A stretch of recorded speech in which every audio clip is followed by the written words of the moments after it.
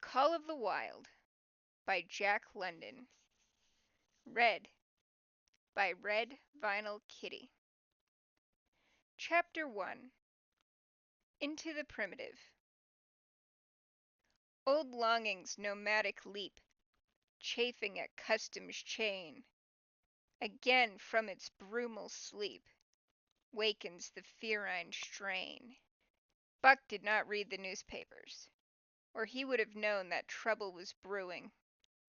Not alone for himself, but for every Tidewater dog, strong of muscle and with warm long hair, from Puget Sound to San Diego. Because men, groping in the Arctic darkness, had found a yellow metal, and because steamship and transportation companies were booming the find, thousands of men were rushing into the Northland.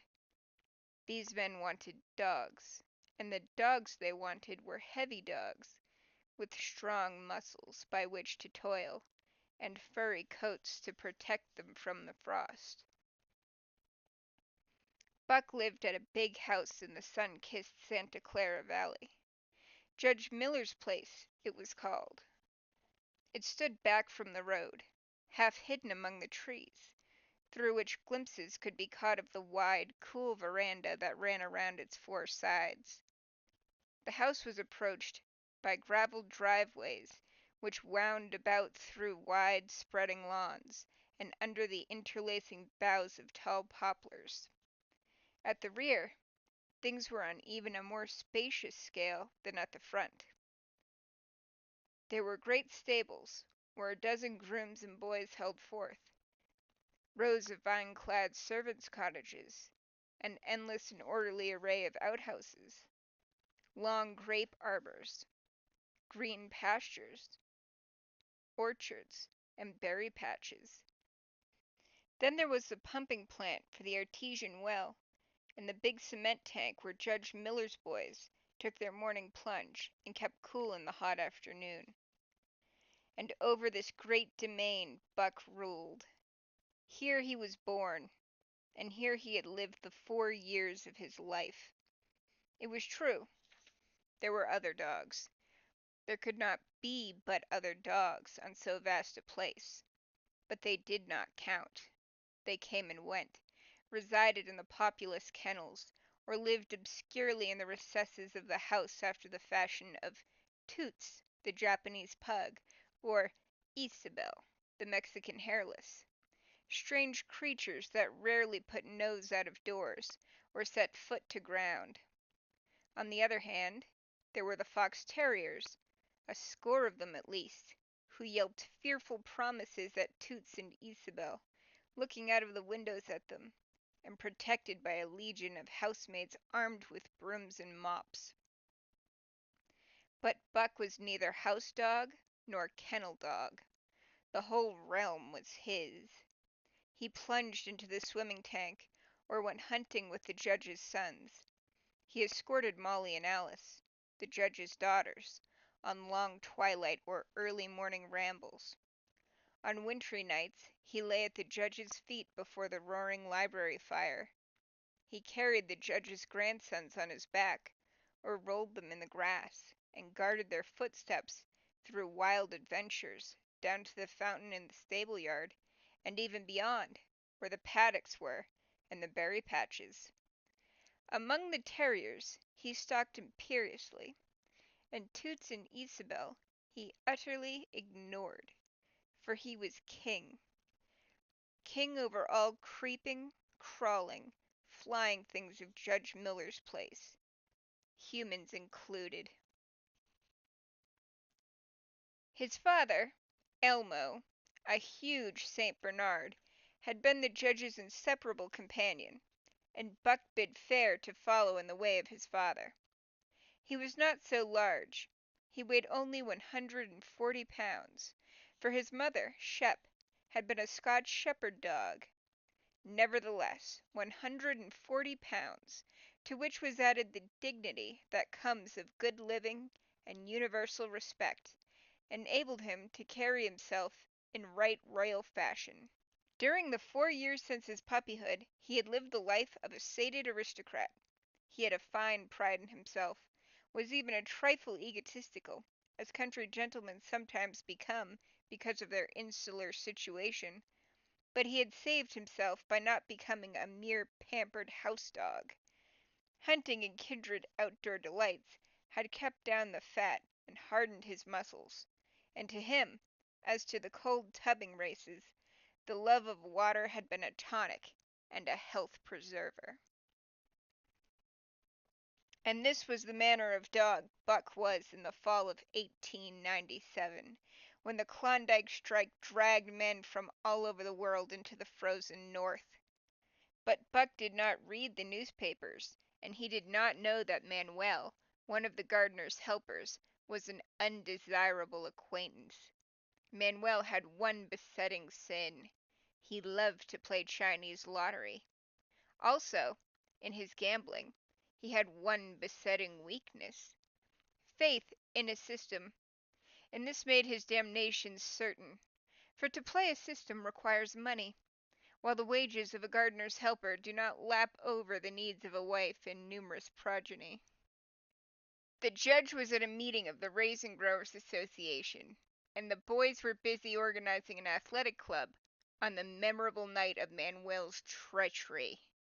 No one saw him and Buck go off through the orchard on what Buck imagined was merely a stroll, and with the exception of a solitary man, no one saw them arrive at the little flag station known as College Park. This man talked with Manuel, and money chinked between them. "You might wrap up the goods before you deliver 'em," the stranger said gruffly, and Manuel doubled a piece of stout rope around Buck's neck under the collar. "Twist it and you'll choke 'em plenty," said Manuel, and the stranger grunted a ready affirmative. Buck had accepted the rope with quiet dignity. To be sure, it was an unwonted performance, but he had learned to trust in men he knew, and to give them credit for a wisdom that outreached his own. But when the ends of the rope were placed in the stranger's hands, he growled menacingly. He had merely intimated his displeasure, in his pride believing that to intimate was to command. But to his surprise the rope tightened around his neck, shutting off his breath. In quick rage he sprang at the man, who met him halfway, grappled him close by the throat, and with a deft twist threw him over on his back.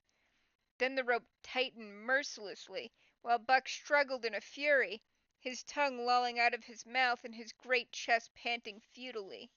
Never in all his life had he been so vilely treated, and never in all his life had he been so angry. But his strength ebbed, his eyes glazed, and he knew nothing when the train was flagged and the two men threw him into the baggage car. The next he knew, he was dimly aware that his tongue was hurting, and that he was being jolted along in some kind of a conveyance. The hoarse shriek of a locomotive whistling a crossing told him where he was. He had traveled too often with the judge not to know the sensation of riding in a baggage car. He opened his eyes, and into them came the unbridled anger of a kidnapped king. The man sprang for his throat, but Buck was too quick for him. His jaws closed on the hand, nor did they relax till his senses were choked out of him once more. "Yep, has fits," the man said, hiding his mangled hand from the baggage man, who had been attracted by the sounds of struggle. "I'm taking 'em up for the boss to Frisco. A crack dog doctor there thinks he can cure 'em." Concerning that night's ride, the man spoke most eloquently for himself in a little shed back of a saloon on the San Francisco waterfront. "All I get is 50 for it," he grumbled, "and I wouldn't do it over for 1,000, cold cash." His hand was wrapped in a bloody handkerchief, and the right trouser leg was ripped from knee to ankle. "How much did the other mug get?" the saloon keeper demanded. "100," was the reply. "Wouldn't take a sou less, so help me." "That makes 150," the saloon keeper calculated, "and he's worth it, or I'm a squarehead." The kidnapper undid the bloody wrappings, and looked at his lacerated hand. if I don't get the hydrophoby. It'll be because you was born to hang, laughed the saloon keeper. Here, lend me a hand before you pull your freight, he added.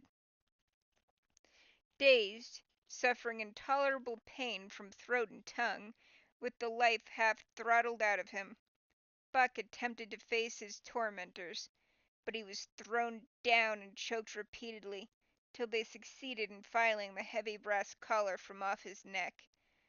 Then the rope was removed, and he was flung into a cage-like crate. There he lay for the remainder of the weary night, nursing his wrath and wounded pride. He could not understand what it all meant.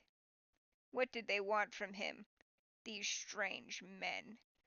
Why were they keeping him pent up in this narrow crate? He did not know why, but he felt oppressed by the vague sense of impending calamity. Several times during the night he sprang to his feet when the shed door rattled open, expecting to see the judge, or the boys at least, but each time it was the bulging face of the saloon keeper that peered in at him by the sickly light of a tallow candle. But the saloon keeper let him alone, and in the morning 4 men entered and picked up the crate. More tormentors, Buck decided, for they were evil-looking creatures, ragged and unkempt, and he stormed and raged at them through the bars. They only laughed and poked sticks at him, which he promptly assailed with his teeth, till he realized that that was what they wanted. Whereupon he lay down sullenly and allowed the crates to be lifted into a wagon. Then he, and the crate in which he was imprisoned, began a passage through many hands. Clerks in the express office took charge of him. He was carted about in another wagon. A truck carried him, with an assortment of boxes and parcels, upon a ferry steamer. He was trucked off the steamer into a great railway depot, and finally he was deposited into an express car. For 2 days and nights this express car was dragged along at the tail of shrieking locomotives, and for 2 days and nights Buck neither ate nor drank. In his anger he had met the first advances of the express messengers with growls, and they had retaliated by teasing him. When he flung himself against the bars, quivering and frothing, they laughed at him and taunted him. They growled and barked like detestable dogs, mewed and flapped their arms and crowed. It was all very silly, he knew, but therefore the more outrage to his dignity, and his anger waxed and waxed. He did not mind the hunger so much, but the lack of water caused him severe suffering, and fanned his wrath to fever pitch. For that matter, high-strung and finely sensitive, the ill treatment had flung him into a fever, which was fed by the inflammation of his parched and swollen throat and tongue. He was glad for one thing. The rope was off his neck. That had given them an unfair advantage. But now that it was off, he would show them. They would never get another rope around his neck. Upon that he was resolved. For 2 days and nights he neither ate nor drank, and during those 2 days and nights of torment he accumulated a fund of wrath that boded ill for whoever first fell foul of him. His eyes turned bloodshot, and he was metamorphosed into a raging fiend. So changed was he that the judge himself would not have recognized him, and the express messengers breathed with relief when they bundled him off the train at Seattle. 4 men gingerly carried the crate from the wagon into a small, high-walled backyard. A stout man, with a red sweater that sagged generously at the neck, came out and signed the book for the driver. That was the man, Buck divined, the next tormentor, and he hurled himself savagely against the bars. The man smiled grimly, and brought a hatchet and a club. "You ain't going to take him out now?" the driver asked. "Sure," the man replied, driving the hatchet into the crate for a pry. There was an instantaneous scattering of the 4 men who had carried it in, and from safe perches on top the wall they prepared to watch the performance. Buck rushed at the splintering wood, sinking his teeth into it, surging and wrestling with it. Wherever the hatchet fell on the outside, he was there on the inside, snarling and growling, as furiously anxious to get out as the man in the red sweater was calmly intent on getting him out. "Now, you red-eyed devil," he said, when he had made an opening sufficient for the passage of Buck's body. At the same time he dropped the hatchet and shifted the club to his right hand. And Buck was truly a red-eyed devil as he drew himself together for the spring, hair bristling, mouth foaming, a mad glitter in his bloodshot eyes. Straight at the man he launched his 140 pounds of fury, surcharged with the pent passion of 2 days and nights. In midair, just as his jaws were about to close on the man, he received a shock that checked his body and brought his teeth together with an agonizing clip. He whirled over, fetching the ground on his back and side. He had never been struck by a club in his life, and did not understand. With a snarl that was part bark and more scream, he was again on his feet and launched into the air. And again the shock came, and he was brought crushingly to the ground. This time he was aware that it was the club, but his madness knew no caution. A dozen times he charged, and as often the club broke the charge and smashed him down. After a particularly fierce blow, he crawled to his feet, too dazed to rush. He staggered limply about, the blood flowing from nose and mouth and ears, his beautiful coat sprayed and flecked with bloody slaver. Then the man advanced, and deliberately dealt him a frightful blow on the nose. All the pain he had endured was as nothing compared with the exquisite agony of this. With a roar that was almost lion-like in its ferocity, he again hurled himself at the man. But the man, shifting the club from right to left, coolly caught him by the underjaw, at the same time wrenching downward and backward. Buck described a complete circle in the air, and half of another, then crashed to the ground on his head and chest. For the last time he rushed. The man struck the shrewd blow he had purposefully withheld for so long, and Buck crumpled up and went down, knocked utterly senseless. "He's no slouch at dog breaking, that's what I say," one of the men on the wall cried enthusiastically. "Druther break cayuses any day and twice on Sundays," was the reply of the driver, as he climbed on the wagon and started the horses. Buck's senses came back to him, but not his strength.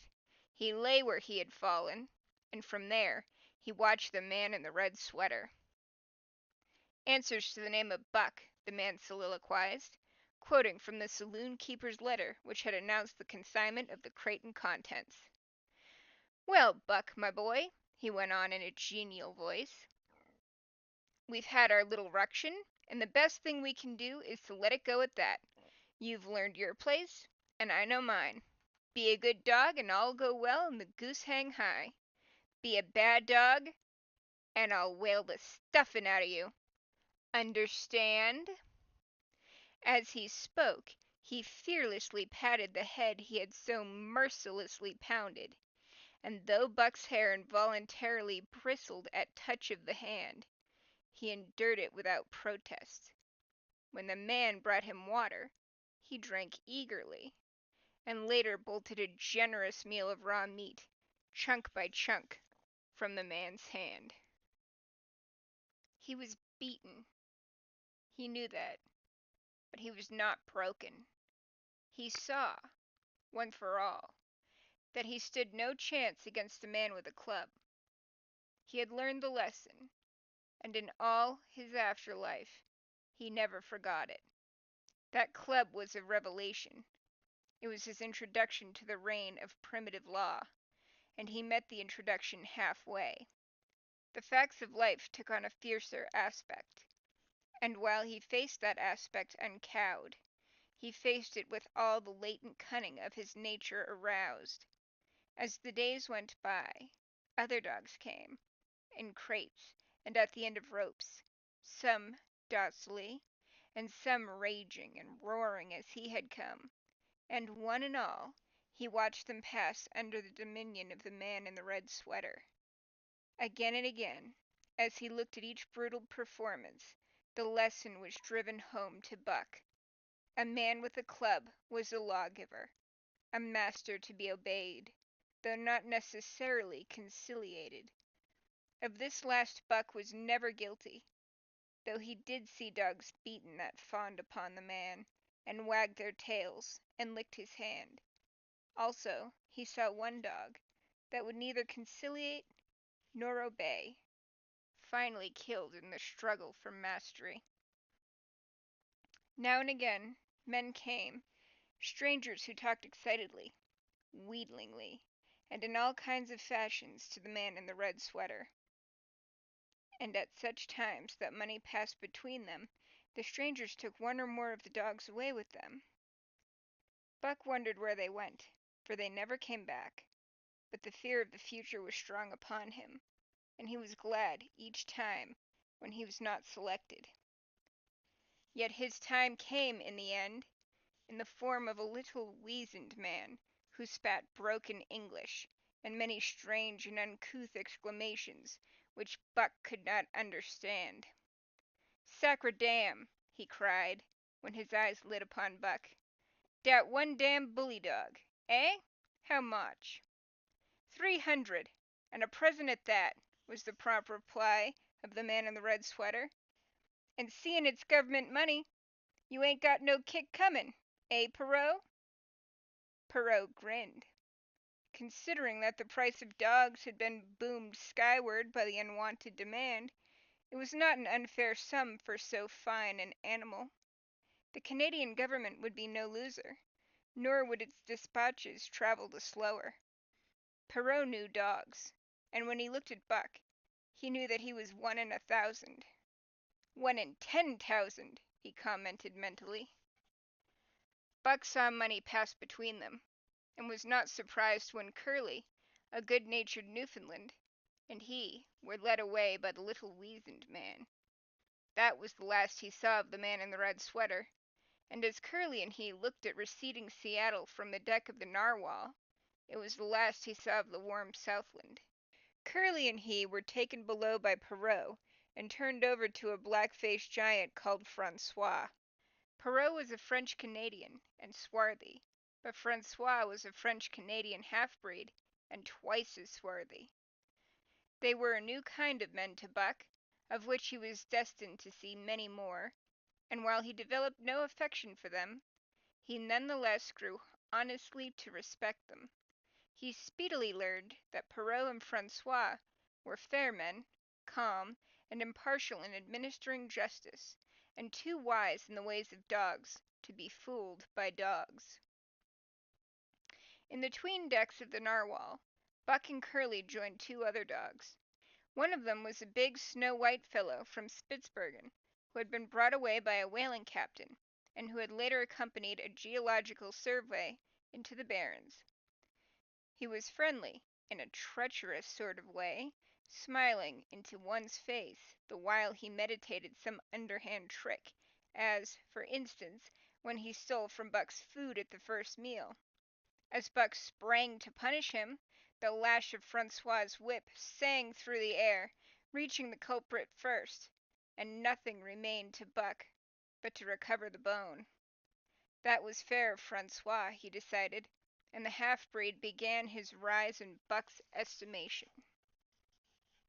The other dog made no advances, nor received any. Also, he did not attempt to steal from the newcomers. He was a gloomy, morose fellow, and he showed Curly plainly that all he desired was to be left alone, and further, that there would be trouble if he was not left alone. Dave, he was called, and he ate and slept, or yawned between times, and took interest in nothing, not even when the narwhal crossed Queen Charlotte Sound and rolled and pitched and bucked like a thing possessed. When Buck and Curly grew excited, half wild with fear, he raised his head as though annoyed, favored them with an incurious glance, yawned, and went to sleep again. Day and night the ship throbbed to the tireless pulse of the propeller, and though one day was very like another, it was apparent to Buck that the weather was steadily growing colder. At last one morning the propeller was quiet, and the narwhal was pervaded with an atmosphere of excitement. He felt it, as did the other dogs, and knew that a change was at hand. Francois leashed them and brought them on deck. At the first step upon the cold surface, Buck's feet sank into a white, mushy something very like mud. He sprang back with a snort. More of this white stuff was falling through the air. He shook himself, but more of it fell upon him. He sniffed it curiously, then licked some up on his tongue. It bit like fire, and the next instant it was gone. This puzzled him. He tried it again, with the same result. The onlookers laughed uproariously, and he felt ashamed. He knew not why, for it was his first snow. Chapter 2. The Law of Club and Fang. Buck's first day on the Daae beach was like a nightmare. Every hour was filled with shock and surprise. He had been suddenly jerked from the heart of civilization and flung into the heart of things primordial. No lazy, sun-kissed life was this, with nothing to do but loaf and be bored. Here was neither peace, nor rest, nor a moment's safety. All was confusion and action, and every moment life and limb were in peril. There was imperative need to be constantly alert, for these dogs and men were not town dogs and men. They were savages, all of them, who knew no law but the law of club and fang.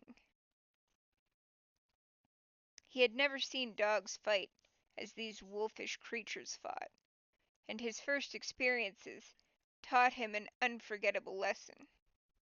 It is true, it was a vicarious experience, else he would not have lived to profit by it. Curly was the victim. They were camped near the log store, where she, in her friendly way, made advances to a husky dog the size of a full-grown wolf, though not half so large as she. There was no warning, only a leap in like a flash, a metallic clip of teeth, a leap out equally swift, and Curly's face was ripped open from eye to jaw. It was the wolf manner of fighting, to strike and leap away, but there was more to it than this.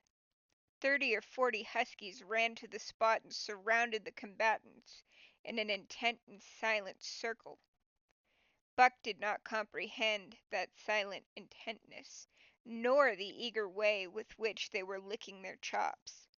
Curly rushed her antagonist, who struck again and leapt aside.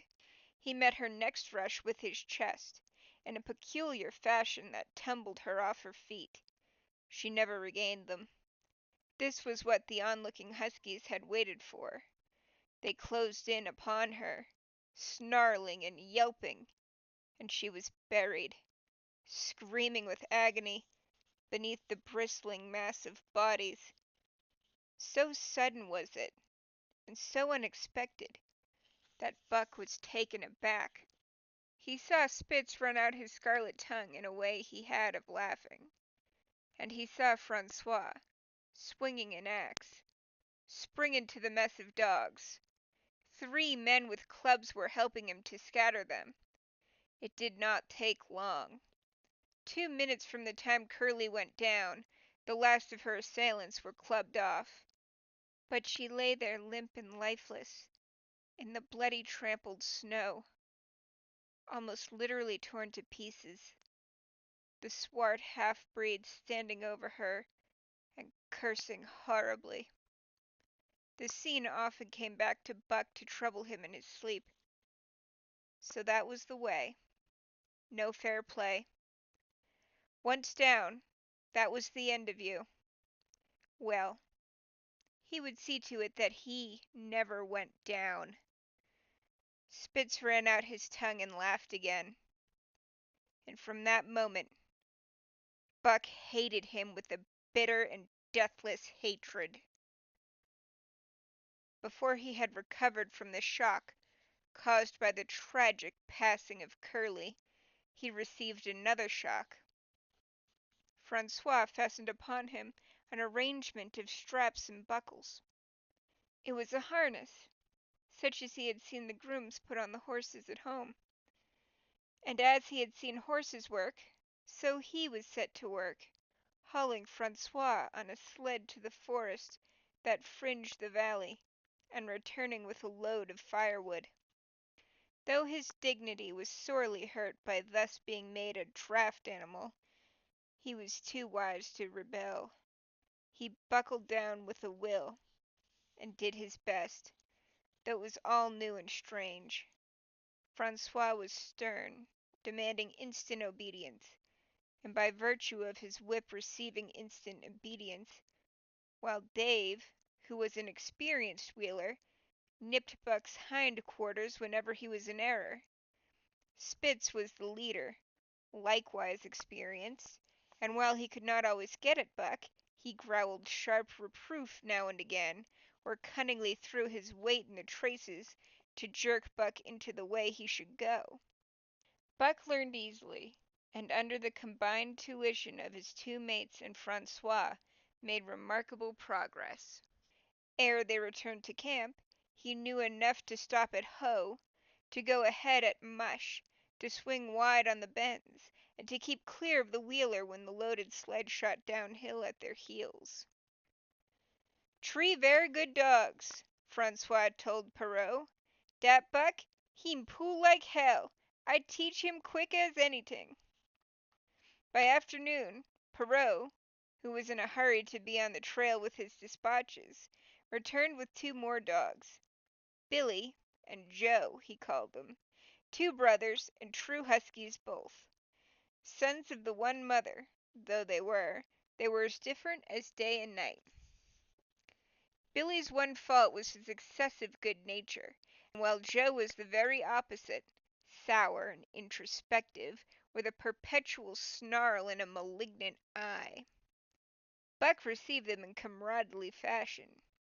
Dave ignored them, while Spitz proceeded to thrash first one and then the other.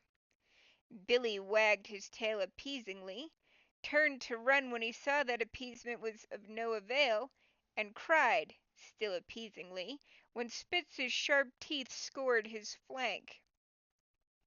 But no matter how Spitz circled, Joe whirled around on his heels to face him, mane bristling, ears laid back, lips writhing and snarling, jaws clipping together as fast as he could snap, and eyes diabolically gleaming, the incarnation of belligerent fear. So terrible was his appearance that Spitz was forced to forego disciplining him. But to cover his own discomfiture, he turned upon the inoffensive and wailing Billy and drove him to the confines of the camp. By evening, Perrault secured another dog, an old husky, long and lean and gaunt, with a battle-scarred face and a single eye which flashed a warning of prowess that commanded respect. He was called Sol-leks, which means the Angry One. Like Dave, he asked nothing, gave nothing, expected nothing, and when he marched slowly and deliberately into their midst, even Spitz left him alone. He had one peculiarity which Buck was unlucky enough to discover. He did not like to be approached on his blind side. Of this offense Buck was unwittingly guilty, and the first knowledge he had of his indiscretion was when Sol-leks whirled upon him and slashed his shoulder to the bone for 3 inches up and down. Forever after, Buck avoided his blind side, and to the last of their comradeship, had no more trouble. Buck learned easily, and under the combined tuition of his two mates and Francois, made remarkable progress. That night, Buck faced the great problem of sleeping. The tent, illuminated by a candle, glowed warmly in the midst of the white plain, and when he, as a matter of course, entered it, both Perrault and Francois bombarded him with curses and cooking utensils, till he recovered from his consternation and fled ignominiously into the outer cold. A chill wind was blowing that nipped him sharply and bit with especial venom into his wounded shoulder. He lay down on the snow and attempted to sleep, but the frost soon drove him shivering to his feet. Miserable and disconsolate, he wandered about among the many tents, only to find that one place was as cold as another. Here and there savage dogs rushed upon him, but he bristled his neck hair and snarled, for he was learning fast, and they let him go his way unmolested. Finally an idea came to him. He would return and see how his own teammates were making out. To his astonishment, they had disappeared. Again he wandered about through the great camp, looking for them, and again he returned. Were they in the tent? No, that could not be, else he would not have been driven out. Then where could they possibly be? With drooping tail and shivering body, very forlorn indeed, he aimlessly circled the tent. Suddenly the snow gave way beneath his forelegs, and he sank down. Something wriggled under his feet. He sprang back, bristling and snarling, fearful of the unseen and unknown, but a friendly little yelp reassured him, and he went back to investigate. A whiff of warm air ascended to his nostrils, and there, curled up under the snow in a snug ball, lay Billy. He whined placatingly, squirmed and wriggled to show his good will and intentions, and even ventured, as a bribe for peace, to lick Buck's face with his warm, wet tongue. Another lesson. So that was the way they did it, eh? Buck confidently selected a spot, and with much fuss and wasted effort proceeded to dig a hole for himself. In a trice the heat from his body filled the confined space, and he was asleep. The day had been long and arduous, and he slept soundly and comfortably, though he growled and barked and wrestled with bad dreams. Nor did he open his eyes till roused by the noises of the waking camp. At first he did not know where he was. It had snowed during the night, and he was completely buried. The snow walls pressed him on every side, and a great surge of fear swept through him, the fear of the wild thing for the trap. It was a token that he was harking back through his own life to the lives of his forebears, for he was a civilized dog, an unduly civilized dog, and of his own experience knew no trap, and so could not of himself fear it. The muscles of his whole body contracted spasmodically and instinctively. The hair on his neck and shoulders stood on end, and with a ferocious snarl he bounded straight up into the blinding day, the snow flying about him in a flashing cloud. Ere he landed on his feet, he saw the white camp spread out before him, and knew where he was, and remembered all that had passed, from the time he went for a stroll with Manuel to the hole he had dug for himself the night before.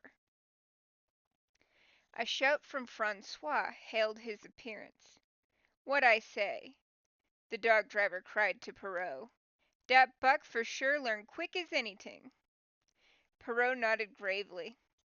As courier for the Canadian government, bearing important despatches, he was anxious to secure the best dogs, and he was particularly gladdened by the possession of Buck. 3 more huskies were added to the team inside an hour, making a total of 9, and before another quarter of an hour had passed, they were in harness and swinging up the trail toward the Daae Canyon. Buck was glad to be gone, and though the work was hard, he found he did not particularly despise it. He was surprised at the eagerness which animated the whole team, and which was communicated to him, but still more surprising was the change wrought in Dave and Sol-leks. They were new dogs, utterly transformed by the harness. All passiveness and unconcern had dropped from them. They were alert and active, anxious that the work should go well, and fiercely irritable with whatever, by delay or confusion, retarded that work. The toil of the traces seemed the supreme expression of their being, and all that they lived for, and the only thing in which they took delight. Dave was Wheeler, or sled dog. Pulling in front of him was Buck. Then came Sol-leks. The rest of the team was strung out ahead, single file, to the leader, which position was filled by Spitz. Buck had been purposely placed between Dave and Sol-leks, so that he might receive instruction. Apt scholar that he was, they were equally apt teachers, never allowing him to linger long in error, and enforcing their teaching with their sharp teeth. Dave was fair and very wise. He never nipped Buck without cause, and he never failed to nip him when he stood in need of it. As Francois's whip backed him up, Buck found it to be cheaper to mend his ways than to retaliate. Once, during a brief halt, when he got tangled in the traces and delayed the start, both Dave and Sol-leks flew at him and administered a sound trouncing. The resulting tangle was even worse, but Buck took good care to keep the traces clear thereafter, and ere the day was done, so well had he mastered his work, his mates about ceased nagging him. Francois's whip snapped less frequently, and Perrault even honored Buck by lifting up his feet and carefully examining them. It was a hard day's run, up the canyon, through Sheep Camp, past the scales and the timberline, across glaciers and snowdrifts hundreds of feet deep, and over the Great Chilkoot Divide, which stands between the salt water and the fresh and guards forbiddingly the sad and lonely north.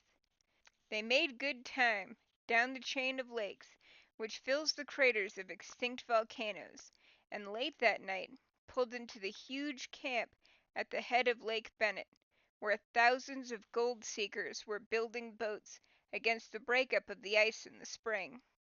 Buck made his hole in the snow, and slept the sleep of the exhausted just, but all too early was routed out in the cold darkness and harnessed with his mates to the sled. That day they made 40 miles, the trail being packed, but the next day, and for many days to follow, they broke their own trail, worked harder, and made poorer time. As a rule, Perrault traveled ahead of the team, packing the snow with webbed shoes to make it easier for them. Francois, guiding the sled at the gee-pole, sometimes exchanged places with him, but not often. Perrault was in a hurry, and he prided himself on the knowledge of ice, which knowledge was indispensable, for the fall ice was very thin, and where there was swift water, there was no ice at all. Day after day, for days unending, Buck toiled in the traces. Always they broke camp in the dark, and the first gray of dawn found them hitting the trail with fresh miles reeled off behind them. And always they pitched camp after dark, eating their bit of fish and crawling to sleep into the snow. Buck was ravenous. The pound and a half of sun-dried salmon, which was his ration for each day, seemed to go nowhere. He never had enough, and suffered from perpetual hunger pangs. Yet the other dogs, because they weighed less and were born to the life, received a pound only of the fish, and managed to keep in good condition. He swiftly lost the fastidiousness which had characterized his old life. A dainty eater, he found that his mates, finishing first, robbed him of his unfinished ration. There was no defending it. While he was fighting off 2 or 3, It was disappearing down the throats of the others. To remedy this, he ate as fast as they, and, so greatly did hunger compel him, he was not above taking what did not belong to him. He watched, and learned. When he saw Pike, one of the new dogs, a clever malingerer and thief, slyly steal a slice of bacon when Perrault's back was turned, he duplicated the performance the following day, getting away with the whole chunk. A great uproar was raised, but he was unsuspected, while Dub, an awkward blunderer who was always getting caught, was punished for Buck's misdeed. This first theft marked Buck as fit to survive in the hostile Northland environment. It marked his adaptability, his capacity to adjust himself to changing conditions, the lack of which would have meant swift and terrible death. It marked, further, the decay or going to pieces of his moral nature, a vain thing, and a handicap in the ruthless struggle for existence. It was all well enough in the Southland, under the law of love and friendship, to respect private property and personal feelings. But in the Northland, under the law of club and fang, whoso took such things into account was a fool, and in so far as he observed them, he would fail to prosper. Not that Buck reasoned it out. He was fit, that was all, and unconsciously he accommodated himself to the new mode of life. All his days, no matter what the odds, he had never run from a fight. But the club of the man in the red sweater had beaten into him a more fundamental and primitive code. Civilized, he could have died for a moral consideration, say the defense of Judge Miller's riding whip, but the completeness of his decivilization was now evidenced by his ability to flee from the defense of a moral consideration, and so save his hide. He did not steal for the joy of it, but because of the clamor of his stomach. He did not rob openly, but stole secretly and cunningly, out of respect for club and fang. In short, the things he did were done because it was easier to do them than not to do them. His development, or retrogression, was rapid. His muscles became hard as iron, and he grew callous to all ordinary pain. He achieved an internal as well as external economy. He could eat anything, no matter how loathsome or indigestible, and once eaten, the juices of his stomach extracted the last least particle of nutriment, and his blood carried it to the farthest reaches of his body, building it into the toughest and stoutest of tissues. Sight and scent became remarkably keen, while his hearing developed such acuteness that in his sleep he heard the faintest sound, and knew whether it heralded peace or peril. He learned to bite the ice out with his teeth when it collected between his toes, and when he was thirsty and there was a thick scum of ice over the waterhole, he would break it by rearing and striking it with stiff forelegs. His most conspicuous trait was an ability to scent the wind and forecast it a night in advance. No matter how breathless the air when he dug his nest by tree or bank, the wind that later blew inevitably found him to leeward, sheltered and snug. And not only did he learn by experience, but instincts long dead became live again. The domesticated generations fell from him. In vague ways he remembered back to the youth of the breed, to the time the wild dogs ranged in packs through the primeval forest and killed their meat as they ran it down. It was no task for him to learn to fight with cut and slash and the quick wolf snap. In this manner had fought forgotten ancestors. They quickened the old life within him, and the old tricks which they had stamped into the heredity of the breed were his tricks. They came to him without effort or discovery, as though they had been his always.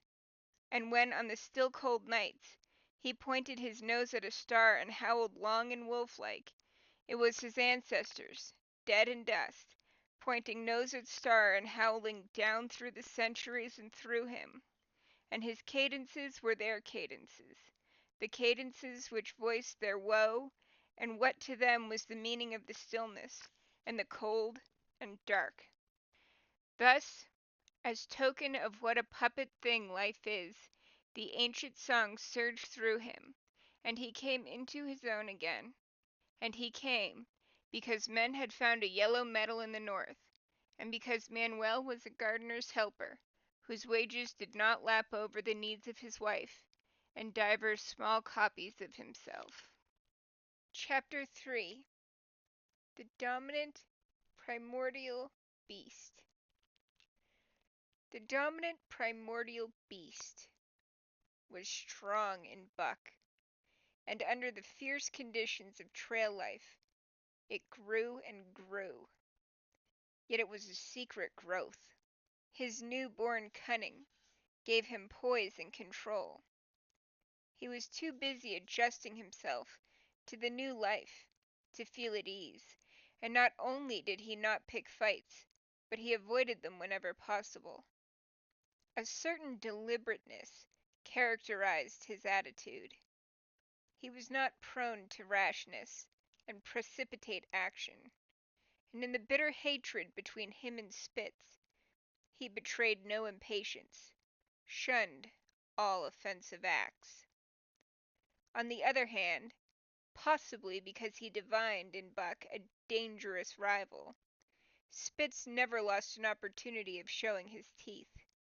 He even went out of his way to bully Buck, striving constantly to start the fight which could end only in the death of one or the other. Early in the trip, this might have taken place had it not been for an unwanted accident. At the end of this day, they made a bleak and miserable camp on the shore of Lake Labarge. Driving snow, a wind that cut like a white-hot knife, and darkness had forced them to grope for a camping place. They could hardly have fared worse. At their backs rose a perpendicular wall of rock, and Perrault and Francois were compelled to make their fire and spread their sleeping robes on the ice of the lake itself. The tent they had discarded at Daae in order to travel light. A few sticks of driftwood furnished them with a fire that thawed down through the ice, and left them to eat supper in the dark. Close in under the sheltering rock, Buck made his nest.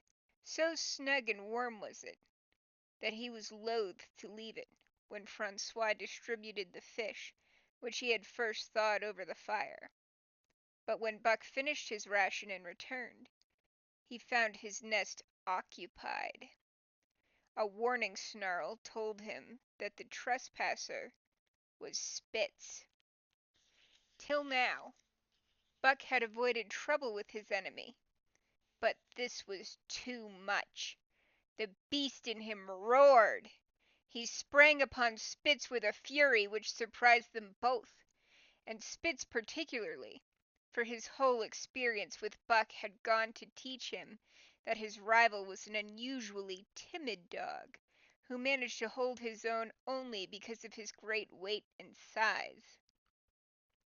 Francois was surprised too, when they shot out in a tangle from the disrupted nest, and he divined the cause of the trouble. "Ah, ah, ah!" he cried to Buck. "Give it to him, by gar! Give it to him, the dirty thief!" Spitz was equally willing. He was crying with sheer rage and eagerness as he circled back and forth for a chance to spring in.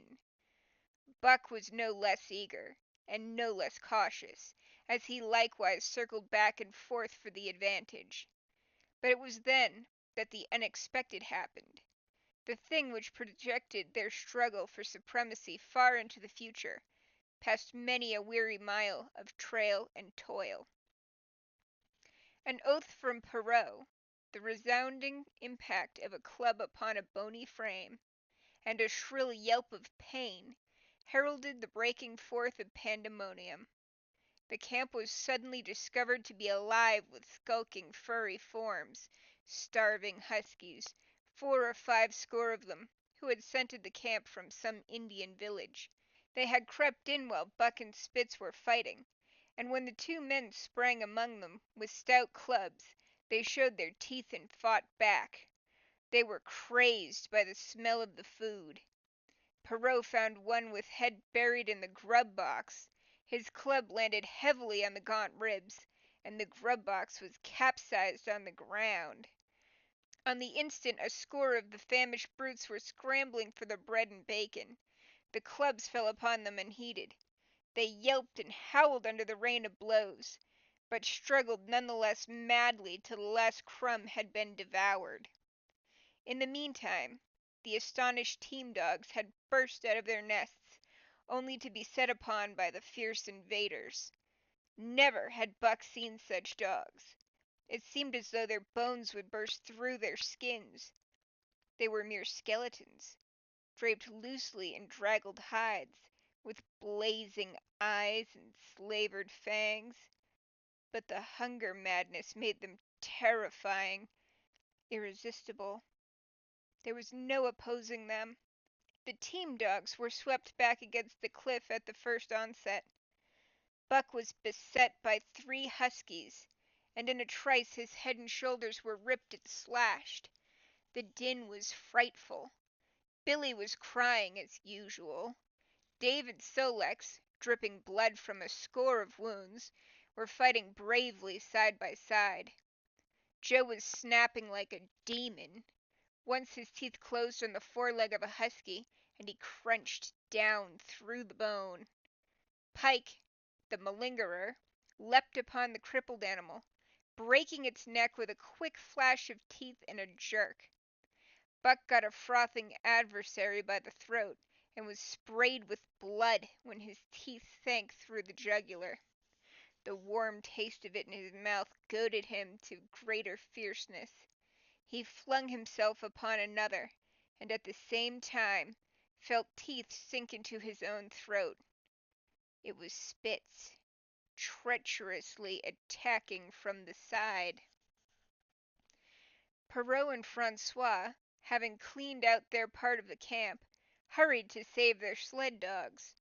The wild wave of famished beasts rolled back before them, and Buck shook himself free. But it was only for a moment. The 2 men were compelled to run back to save the grub, upon which the huskies returned to the attack on the team. Billy, terrified into bravery, sprang through the savage circle and fled away over the ice. Pike and Dub followed on his heels, with the rest of the team behind. As Buck drew himself together to spring after them, out of the tail of his eye he saw Spitz rush upon him with the evident intention of overthrowing him. Once off his feet and under the mass of huskies, there was no hope for him. But he braced himself to the shock of Spitz's charge, then joined the flight out on the lake. Later, the 9 team dogs gathered together and sought shelter in the forest. Though unpursued, they were in a sorry plight. There was not one who was not wounded in 4 or 5 places, while some were wounded grievously. Dub was badly injured in a hind leg. Dolly, the last husky added to the team at Daae, had a badly torn throat. Joe had lost an eye, while Billy, the good-natured, with an ear chewed and rent to ribbons, cried and whimpered throughout the night. At daybreak they limped warily back to camp, to find the marauders gone and the 2 men in bad tempers. Fully half their grub supply was gone. The huskies had chewed through the sled lashings and canvas coverings.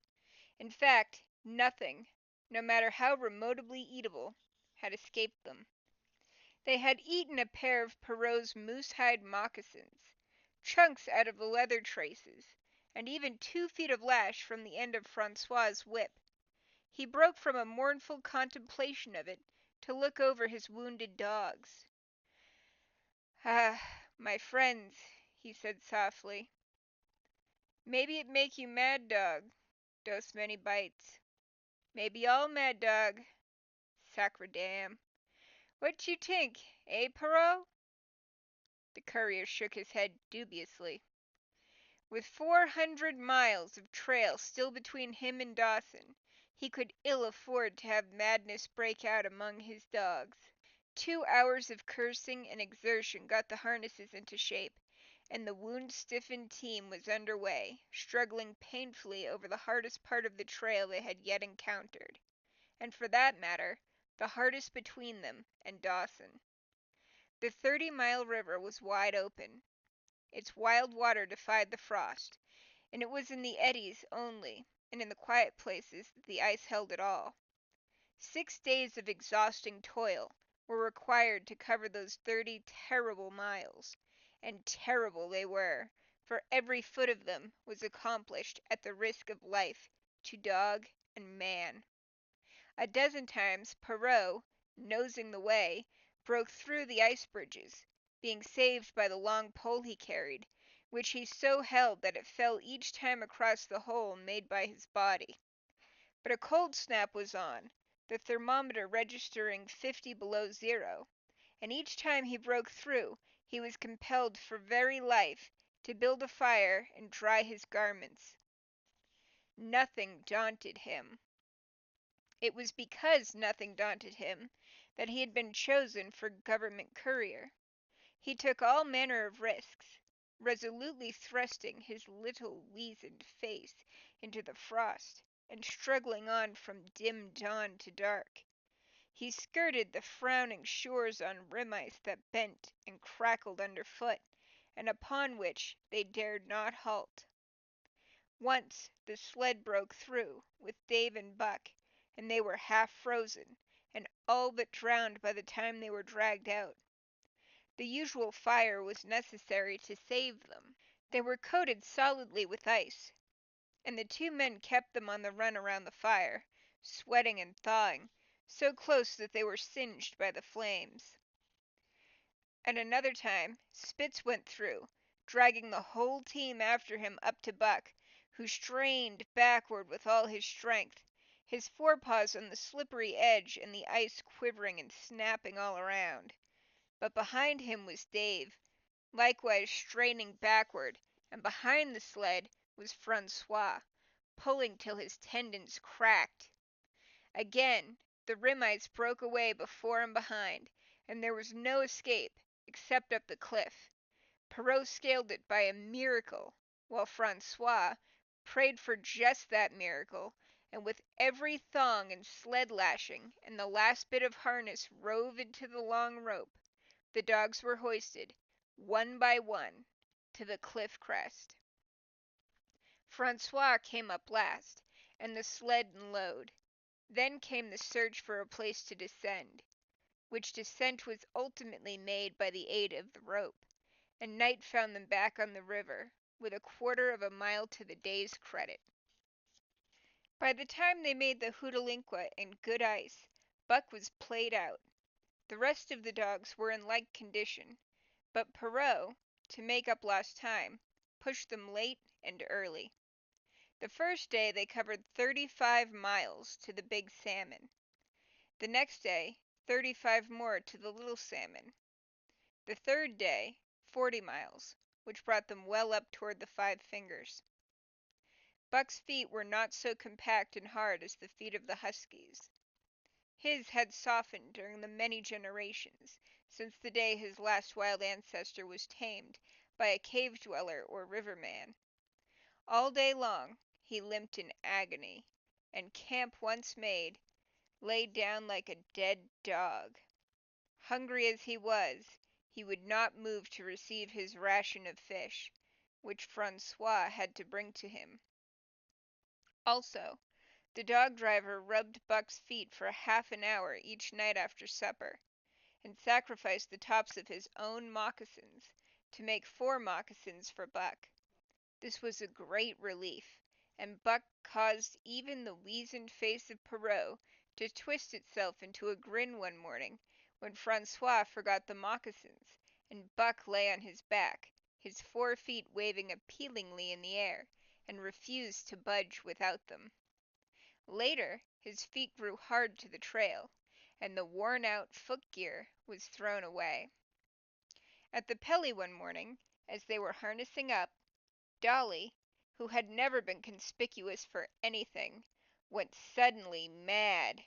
She announced her condition by a long, heartbreaking wolf howl that sent every dog bristling with fear, then sprang straight for Buck. He had never seen a dog go mad, nor did he have any reason to fear madness, yet he knew that there was horror, and fled away from it in a panic. Straight away he raced, with Dolly, panting and frothing, one leap behind. Nor could she gain on him, so great was his terror, nor could he leave her, so great was her madness. He plunged through the wooded breast of the island, flew down to the lower end, crossed a back channel filled with rough ice to another island, gained a third island, curved back to the main river, and in desperation started to cross it.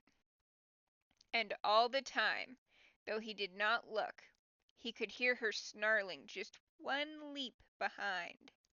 Francois called to him a quarter of a mile away, and he doubled back, still one leap ahead, gasping painfully for air, and putting all his faith in that Francois would save him.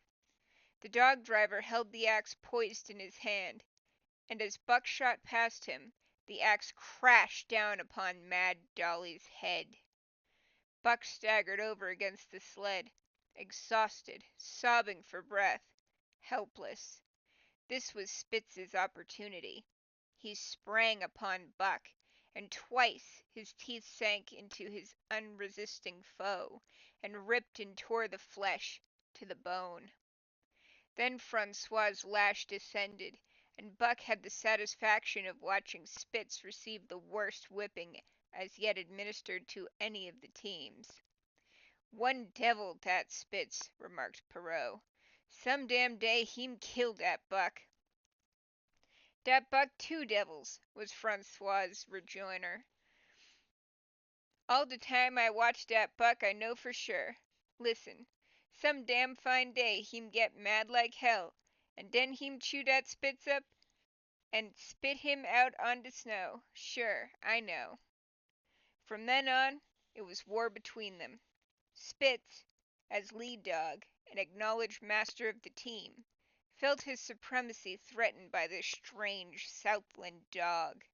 And strange Buck was to him, for of the many Southland dogs he had known, not one had shown up worthily in camp and on trail. They were all too soft, dying under the toil, the frost, and starvation. Buck was the exception. He alone endured and prospered, matching the husky in strength, savagery, and cunning. Then he was a masterful dog, and what made him dangerous was the fact that the club of the man in the red sweater had knocked all blind pluck and rashness out of his desire for mastery. He was preeminently cunning, and could bide his time with a patience that was nothing less than primitive. It was inevitable that the clash for leadership should come. Buck wanted it. He wanted it because it was his nature, because he had been gripped tight by that nameless, incomprehensible pride of the trail and trace, that pride which holds dogs in the toil to the last gasp, which lures them to die joyfully in the harness, and breaks their hearts if they're cut out of the harness. This was the pride of Dave as wheel dog, of Sol-leks as he pulled with all his strength, the pride that laid hold of them at break of camp, transforming them from sour and sullen brutes into straining, eager, ambitious creatures, the pride that spurred them on all day and dropped them at pitch of camp at night, letting them fall back into gloomy unrest and uncontent. This was the pride that bore up Spitz and made him thrash the sled dogs who blundered and shirked in the traces, or hid away at harness-up time in the morning. Likewise, it was this pride that made him fear Buck as a possible lead dog, and this was Buck's pride too. He openly threatened the other's leadership.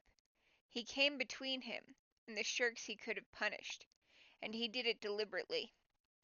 One night there was a heavy snowfall, and in the morning Pike, the malingerer, did not appear. He was securely hidden in his nest under a foot of snow. Francois called him and sought him in vain. Spitz was wild with wrath. He raged through the camp, smelling and digging in every likely place, snarling so frightfully that Pike heard and shivered in his hiding place. But when he was at last unearthed, and Spitz flew at him to punish him, Buck flew with equal rage in between. So unexpected was it, and so shrewdly managed, that Spitz was hurled backwards and off his feet. Pike, who had been trembling abjectly, took heart at this open mutiny, and sprang upon his overthrown leader. Buck, to whom fair play was a forgotten code, likewise sprang upon Spitz. But Francois, chuckling at the incident, while unswerving in the administration of justice, brought his lash down upon Buck with all his might.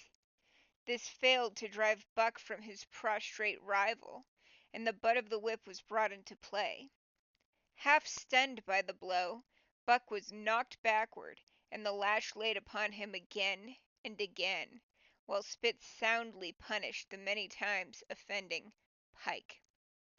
In the days that followed, as Dawson grew closer and closer, Buck still continued to interfere between Spitz and the culprits, but he did it craftily, when Francois was not around.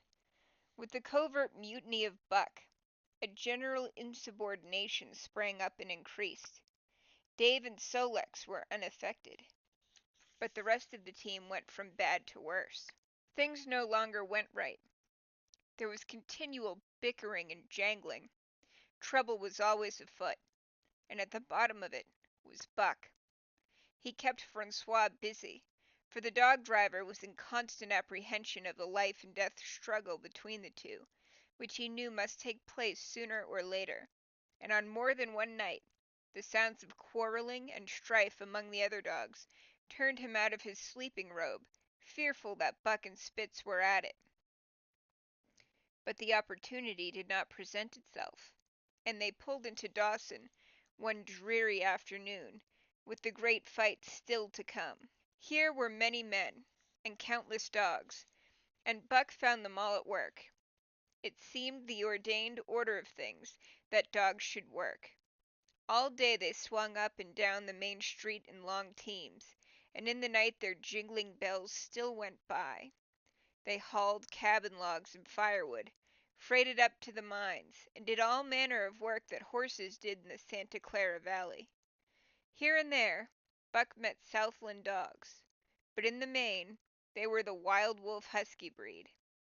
Every night, regularly, at 9, at 12, at 3, they lifted a nocturnal song, a weird and eerie chant, in which it was Buck's delight to join. With the aurora borealis flaming coldly overhead, or the stars leaping in the frost dance, and the land numb and frozen under its pall of snow, this song of the huskies might have been the defiance of life, only it was pitched in minor key, with long-drawn wailings and half-sobs, and was more the pleading of life, the articulate travail of existence. It was an old song, old as the breed itself, one of the first songs of the younger world in a day when songs were sad. It was invested with the woe of unnumbered generations, this plaint by which Buck was so strangely stirred. When he moaned and sobbed, it was with the pain of living, that was of old the pain of his wild fathers, and the fear and mystery of the cold and dark, that was to them fear and mystery, and that he should be stirred by it marked the completeness with which he harked back through the ages of fire and roof to the raw beginnings of life in the howling ages. 7 days from the time they pulled into Dawson, they dropped down the steep bank by the barracks to the Yukon Trail, and pulled for Dyea and Saltwater. Perrault was carrying dispatches, if anything more urgent than those he had brought in. Also, the travel pride had gripped him, and he purposed to make the record trip of the year. Several things favored him in this. The week's rest had recuperated the dogs and put them in thorough trim. The trail that had broken into the country was packed hard by later journeyers, and further, the police had arrived in 2 or 3 places, deposits of grub for dog and man, and he was traveling light. They made 60 Mile, which is a 50-mile run, on the first day, and the second day saw them booming up the Yukon well on their way to Pelly. But such splendid running was achieved not without great trouble and vexation on the part of Francois. The insidious revolt, led by Buck, had destroyed the solidarity of the team. It no longer was as one dog leaping in the traces. The encouragement Buck gave the rebels led them into all kinds of petty misdemeanors. No more was Spitz a leader greatly to be feared. The old awe departed, and they grew equal to challenging his authority. Pike robbed him of half a fish one night, and gulped it down under the protection of Buck. Another night, Dub and Joe fought Spitz, and made him forgo the punishment they deserved. And even Billy, the good-natured, was less good-natured, and whined not half so placatingly as in former days. Buck never came near Spitz without snarling and bristling menacingly. In fact, his conduct approached that of a bully, and he was given to swaggering up and down before Spitz's very nose. The breaking down of discipline, likewise, affected the dogs in their relations with one another. They quarreled and bickered more than ever among themselves, till at times the camp was a howling bedlam. David's Sol-leks alone were unaltered, though they were made irritable by the unending squabbling. Francois swore strange barbarous oaths, and stamped the snow in futile rage, and tore his hair. His lash was always singing among the dogs, but it was of small avail. Directly his back was turned, they were at it again. He backed up Spitz with his whip, while Buck backed up the remainder of the team. Francois knew he was behind all the trouble, and Buck knew he knew, but Buck was too clever ever again to be caught red-handed. He worked faithfully in the harness, for the toil had become a delight to him. Yet it was a greater delight slyly to precipitate a fight amongst his mates and tangle the traces. At the mouth of the Tahkeena, one night after supper, Dub turned up a snowshoe rabbit, blundered it, and missed. In a second the whole team was in full cry. 100 yards away was the camp of the Northwest Police, with 50 dogs, huskies all, who joined the chase. The rabbit sped down the river, turned off into a small creek, up the frozen bed of which it held steadily. It ran lightly on the surface of the snow, while the dogs plowed through by main strength. Buck led the pack, 60 strong, around bend after bend, but he could not gain. He lay down low to the race, whining eagerly, his splendid body flashing forward, leap by leap, in the wan white moonlight. And leap by leap, like some pale frost wraith, the snowshoe rabbit flashed on ahead. All that stirring of old instincts, which at stated periods drives men out from sounding cities to forest and plain to kill things by chemically propelled leaden pellets, the bloodlust, the joy to kill, all this was Buck's, only it was infinitely more intimate. He was ranging at the head of the pack, running the wild thing down, the living meat, to kill with his own teeth, and wash his muzzle to the eyes in warm blood. There is an ecstasy that marks the summit of life, and beyond which life cannot rise. And such is the paradox of living. This ecstasy comes when one is most alive, and it comes as a complete forgetfulness that one is alive. This ecstasy, this forgetfulness of living, comes to the artist, caught up and out of himself in a sheet of flame. It comes to the soldier, war mad on a stricken field and refusing quarter. And it came to Buck, leading the pack, sounding the old wolf cry, straining after the food that was alive and that fled swiftly before him through the moonlight. He was sounding the deeps of his nature, and of the parts of his nature that were deeper than he, going back into the womb of time. He was mastered by the sheer surging of life, the tidal wave of being, the perfect joy of each separate muscle, joint, and sinew, in that it was everything that was not death, that it was aglow and rampant, expressing itself in movement, flying exultantly under the stars, and over the face of dead matter that did not move.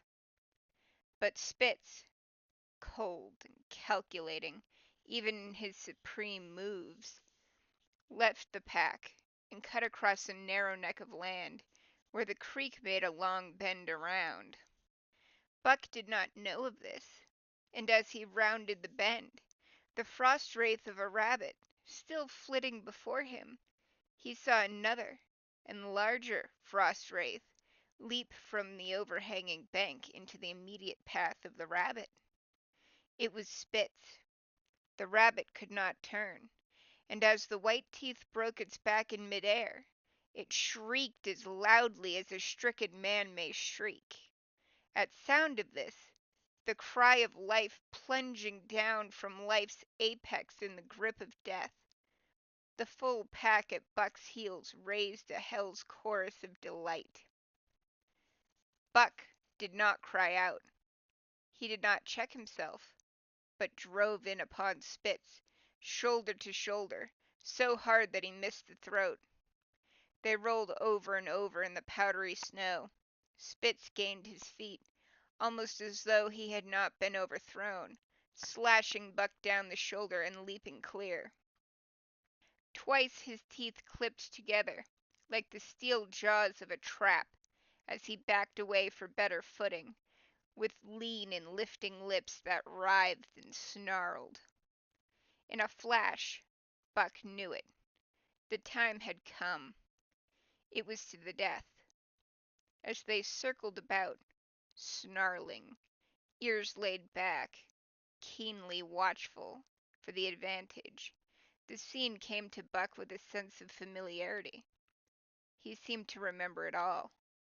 The white woods, the earth and moonlight, and the thrill of battle. Over the whiteness and silence brooded a ghostly calm. There was not the faintest whisper of air. Nothing moved. Not a leaf quivered. The visible breaths of the dogs rising slowly and lingering in the frosty air. They had made short work of the snowshoe rabbit, these dogs that were ill-tamed wolves, and they were now drawn up in an expectant circle. They, too, were silent, their eyes only gleaming, and their breaths drifting slowly upward.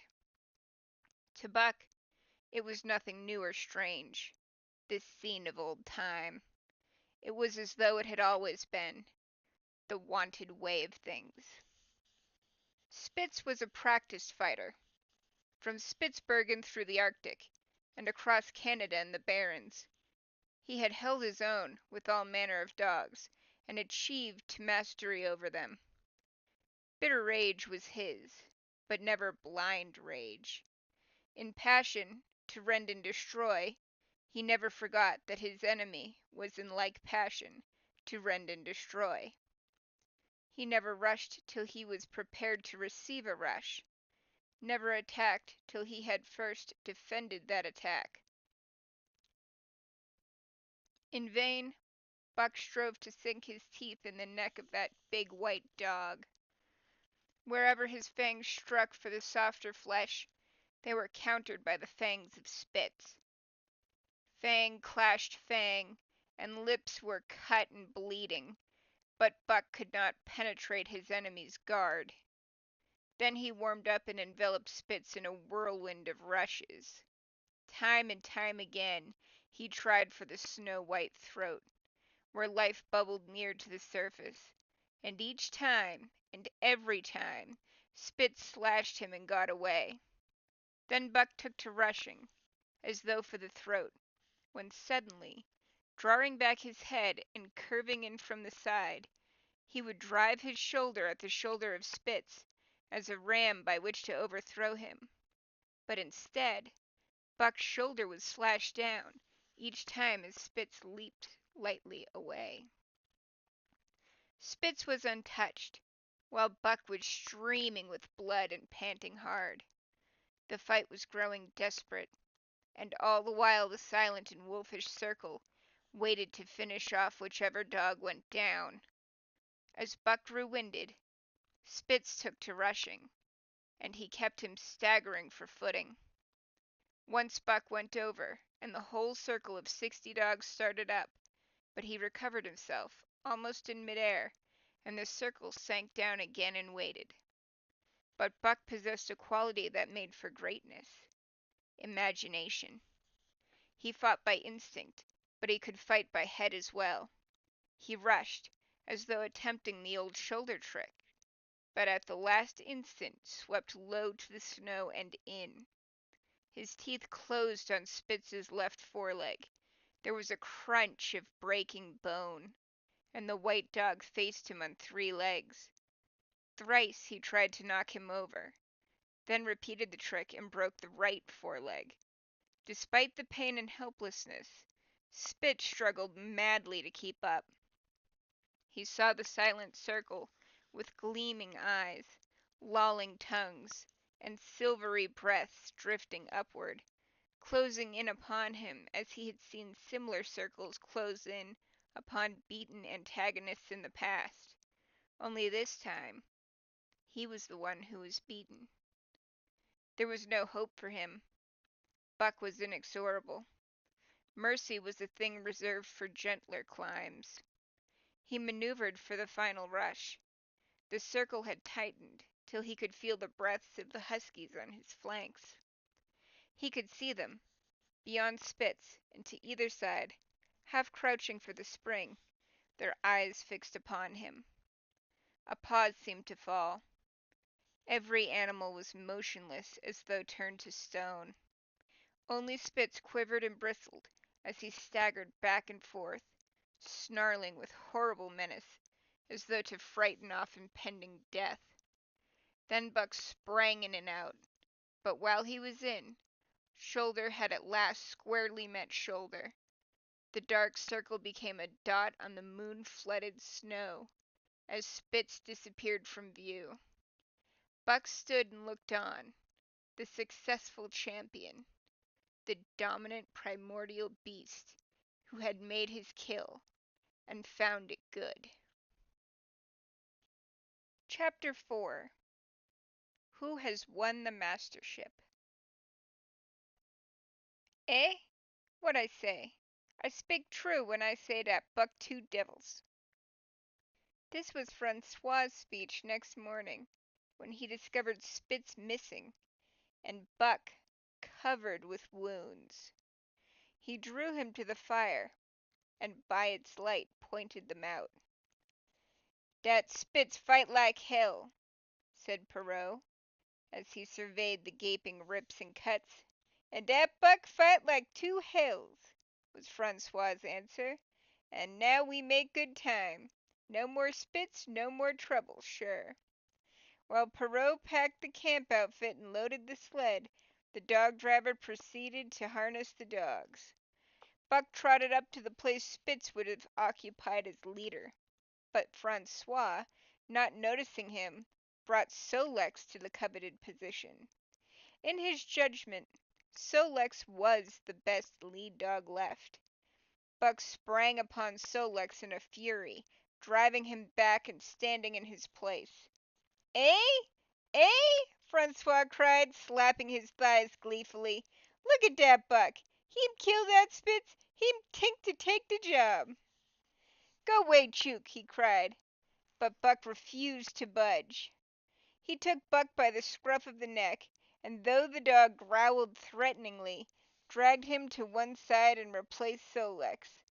The old dog did not like it, and showed plainly that he was afraid of Buck. Francois was obdurate, but when he turned his back, Buck again displaced Sol-leks, who was not at all unwilling to go. Francois was angry. Now, by gar, I feex you, he cried, coming back with a heavy club in his hand. Buck remembered the man in the red sweater, and retreated slowly.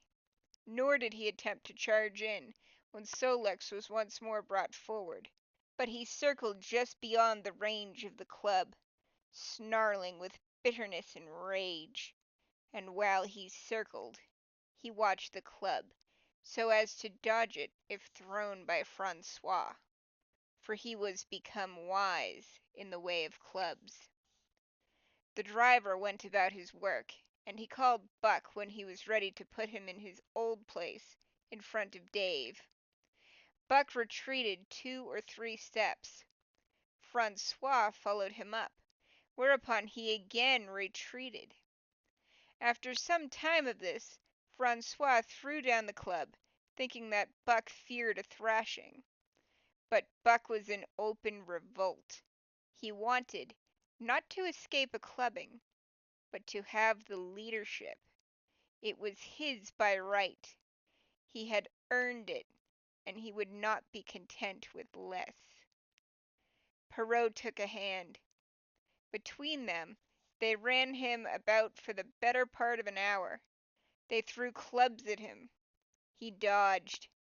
They cursed him, and his fathers and mothers before him, and all his seed to come after him down to the remotest generation, and every hair on his body and drop of blood in his veins, and he answered curse with snarl, and kept out of their reach. He did not try to run away, but retreated around and around the camp, advertising plainly that when his desire was met, he would come in and be good. Francois sat down and scratched his head. Perrault looked at his watch and swore. Time was flying, and they should have been on the trail an hour gone. Francois scratched his head again. He shook it and grinned sheepishly at the courier, who shrugged his shoulders in signs that they were beaten. Then Francois went up to where Sol-leks stood and called to Buck. Buck laughed, as dogs laugh, yet kept his distance. Francois unfastened Sol-leks' traces and put him back in his old place. The team stood harnessed to the sled in an unbroken line, ready for the trail. There was no place for Buck, save at the front. Once more Francois called, and once more Buck laughed and kept away. "Trow down to club," Perrault commanded. Francois complied, whereupon Buck trotted in, laughing triumphantly, and swung around into position at the head of the team.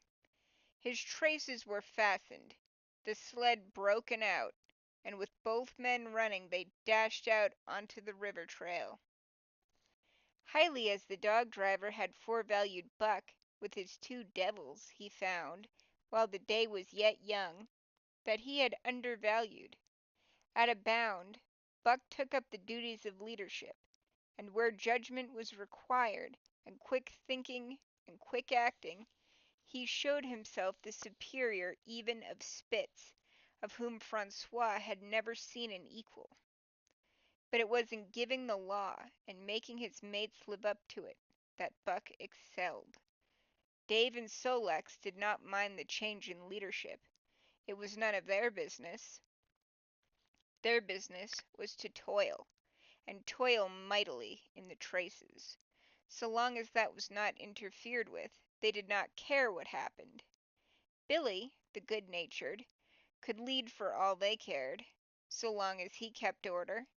The rest of the team, however, had grown unruly during the last days of Spitz, and their surprise was great now that Buck proceeded to lick them into shape. Pike, who pulled at Buck's heels, and who never put an ounce more of his weight against the breastband than he was compelled to do, was swiftly and repeatedly shaken for loafing, and ere the first day was done, he was pulling more than ever before in his life. The first night in camp, Joe, the sour one, was punished roundly, a thing that Spitz had never succeeded in doing. Buck simply smothered him by virtue of superior weight, and cut him up till he ceased snapping, and began to whine for mercy. The general tone of the team picked up immediately. It recovered its old-time solidarity, and once more the dogs leapt as one dog in the traces. At the rink rapids, 2 native huskies, Teak and Kuna, were added, and the celerity with which Buck broke them in took away Francois's breath. "Never such a dog as dat Buck," he cried. "No, never. Heem worth $10,000, by gar. Eh? What you say, Perrault?" And Perrault nodded. He was ahead of the record then, and gaining day by day.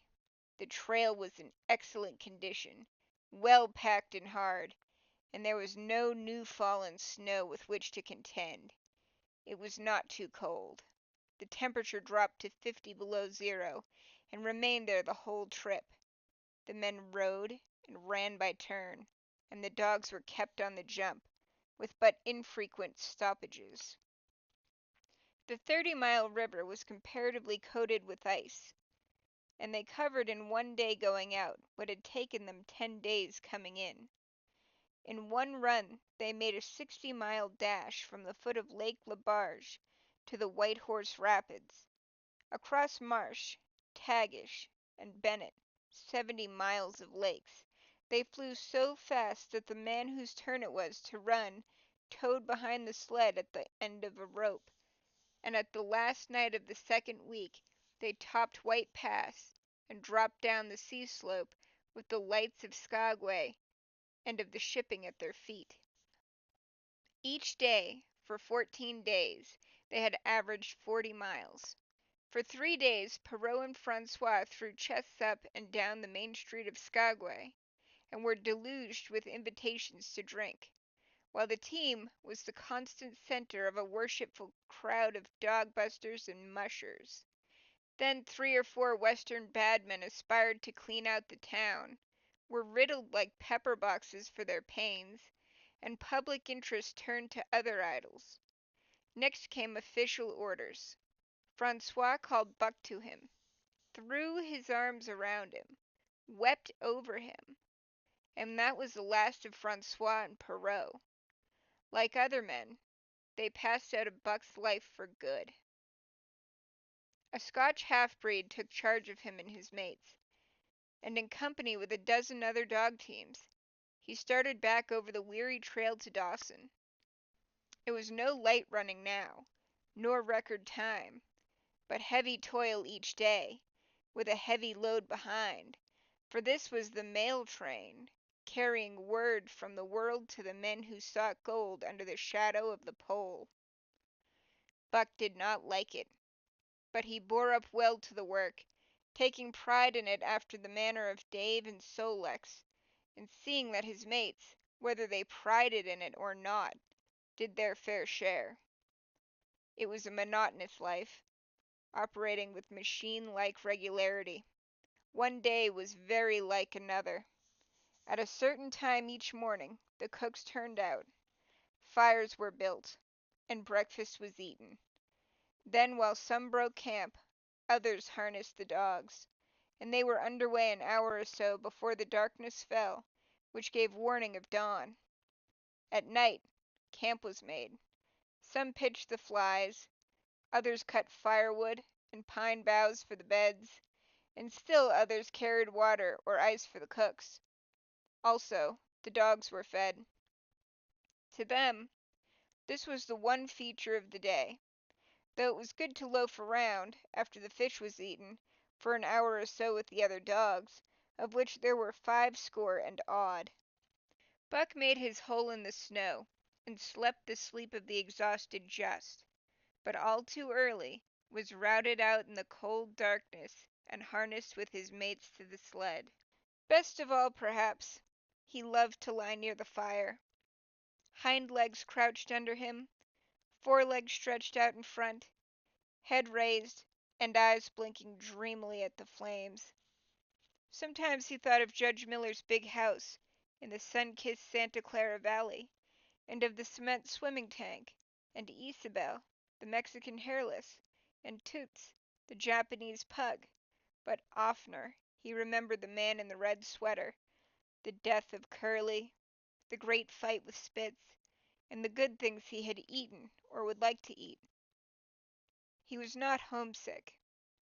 The Sunland was very dim and distant, and such memories had no power over him.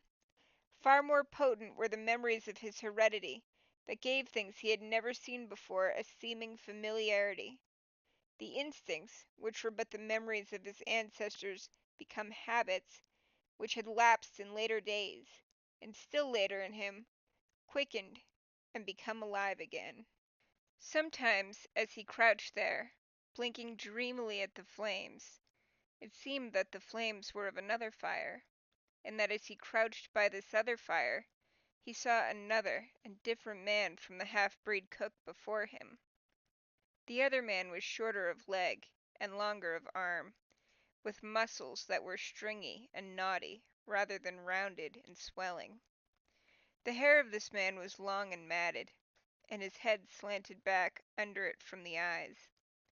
He uttered strange sounds, and seemed very much afraid of the darkness, into which he peered continually, clutching in his hand, which hung midway between knee and foot, a stick with a heavy stone made fast to the end.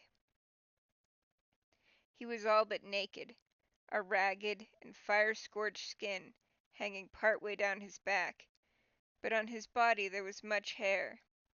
In some places, across the chest and shoulders, and down the outside of the arms and legs, it was matted into almost a thick fur. He did not stand erect, but with trunk inclined forward from the hips, on legs that bent at the knees. About his body there was a peculiar springiness, or resiliency, almost cat-like, and a quick alertness as of one who lived in perpetual fear of things seen and unseen. At other times this hairy man squatted by the fire, with head between his legs, and slept. On such occasions his elbows were on his knees, his hands clasped above his head as though to shed rain by the hairy arms. And beyond that fire, in the circling darkness, Buck could see many gleaming coals, 2 by 2, always 2 by 2, which he knew to be the eyes of great beasts of prey, and he could hear the crashing of their bodies through the undergrowth, and the noises they made in the night. And dreaming there by the Yukon bank, with lazy eyes blinking at the fire, these sounds and sights of another world would make the hair to rise along his back, and stand on end across his shoulders and up his neck, till he whimpered low and suppressedly, or growled softly, and the half-breed cook shouted at him, "Hey, you Buck! Wake up!" Whereupon the other world would vanish and the real world come into his eyes, and he would get up and yawn and stretch as though he had been asleep. It was a hard trip, with the mail behind them, and the heavy work wore them down. They were short of weight and in poor condition when they made Dawson, and should have had a 10 days' or a week's rest at least. But in 2 days' time they dropped down the Yukon bank from the barracks, loaded with letters for the outside. The dogs were tired, the drivers grumbling, and to make matters worse, it snowed every day. This meant a soft trail, greater friction on the runners, and heavier pulling for the dogs. Yet the drivers were fair through it all, and did their best for the animals. Each night the dogs were attended to first. They ate before the drivers ate, and no man sought his sleeping robe till he had seen to the feet of the dogs he drove. Still, their strength went down. Since the beginning of the winter they had traveled 1,800 miles, dragging sleds the whole weary distance, and 1,800 miles will tell upon life of the toughest. Buck stood it, keeping his mates up to their work and maintaining discipline, though he too was very tired. Billy cried and whimpered regularly in his sleep each night. Joe was sourer than ever, and Sol-leks was unapproachable, blind side or other side. But it was Dave who suffered most of all. Something had gone wrong with him. He became more morose and irritable, and when camp was pitched, at once made his nest, where his driver fed him.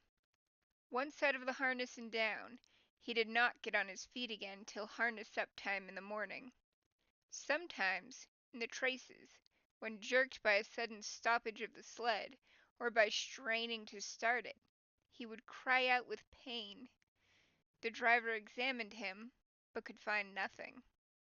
All the drivers became interested in his case. They talked it over at mealtime, and over their last pipes before going to bed, and one night they had a consultation. He was brought from his nest to the fire, and was pressed and prodded till he cried out many times. Something was wrong inside, but they could locate no broken bones. Could not make it out. By the time Cassiar Bar was reached, he was so weak that he was falling repeatedly in the traces. The Scotch half-breed called a halt and took him out of the team, making the next dog, Sol-leks, fast to the sled. His intention was to rest Dave, letting him run free behind the sled. Sick as he was, Dave resented being taken out, grunting and growling while the traces were unfastened, and whimpering broken-heartedly when he saw Sol-leks in the position he had held and served so long. For the pride of trace and trail was his, and sick unto death, he could not bear that another dog should do his work. When the sled started, he floundered in the soft snow alongside the beaten trail, attacking Sol-leks with his teeth, rushing against him and trying to thrust him off into the soft snow on the other side, striving to leap inside his traces and get between him and the sled, and all the while whining and yelping and crying with grief and pain. The half-breed tried to drive him away with the whip, but he paid no heed to the stinging lash, and the man had not the heart to strike harder. Dave refused to run quietly on the trail behind the sled, where the going was easy, but continued to flounder alongside in the soft snow, where the going was most difficult, till exhausted. Then he fell, and lay where he fell, howling lugubriously, as the long train of sleds churned by. With the last remnant of his strength, he managed to stagger along behind till the train made another stop, when he floundered past the sleds to his own, where he stood alongside Sol-leks. His driver lingered a moment to get a light for his pipe from the man behind. Then he returned and started his dogs. They swung out on the trail with remarkable lack of exertion, turned their heads uneasily, and stopped in surprise. The driver was surprised too. The sled had not moved. He called his comrades to witness the sight. Dave had bitten through both of Sol-leks' traces, and was standing directly in front of the sled in his proper place. He pleaded with his eyes to remain there. The driver was perplexed. His comrades talked of how a dog could break its heart through being denied the work that killed it, and recalled instances they had known, where dogs, too old for the toil, or injured, had died because they were cut out of the traces. Also, they held it in mercy, since Dave was to die anyway, that he should die in the traces, heart easy and content.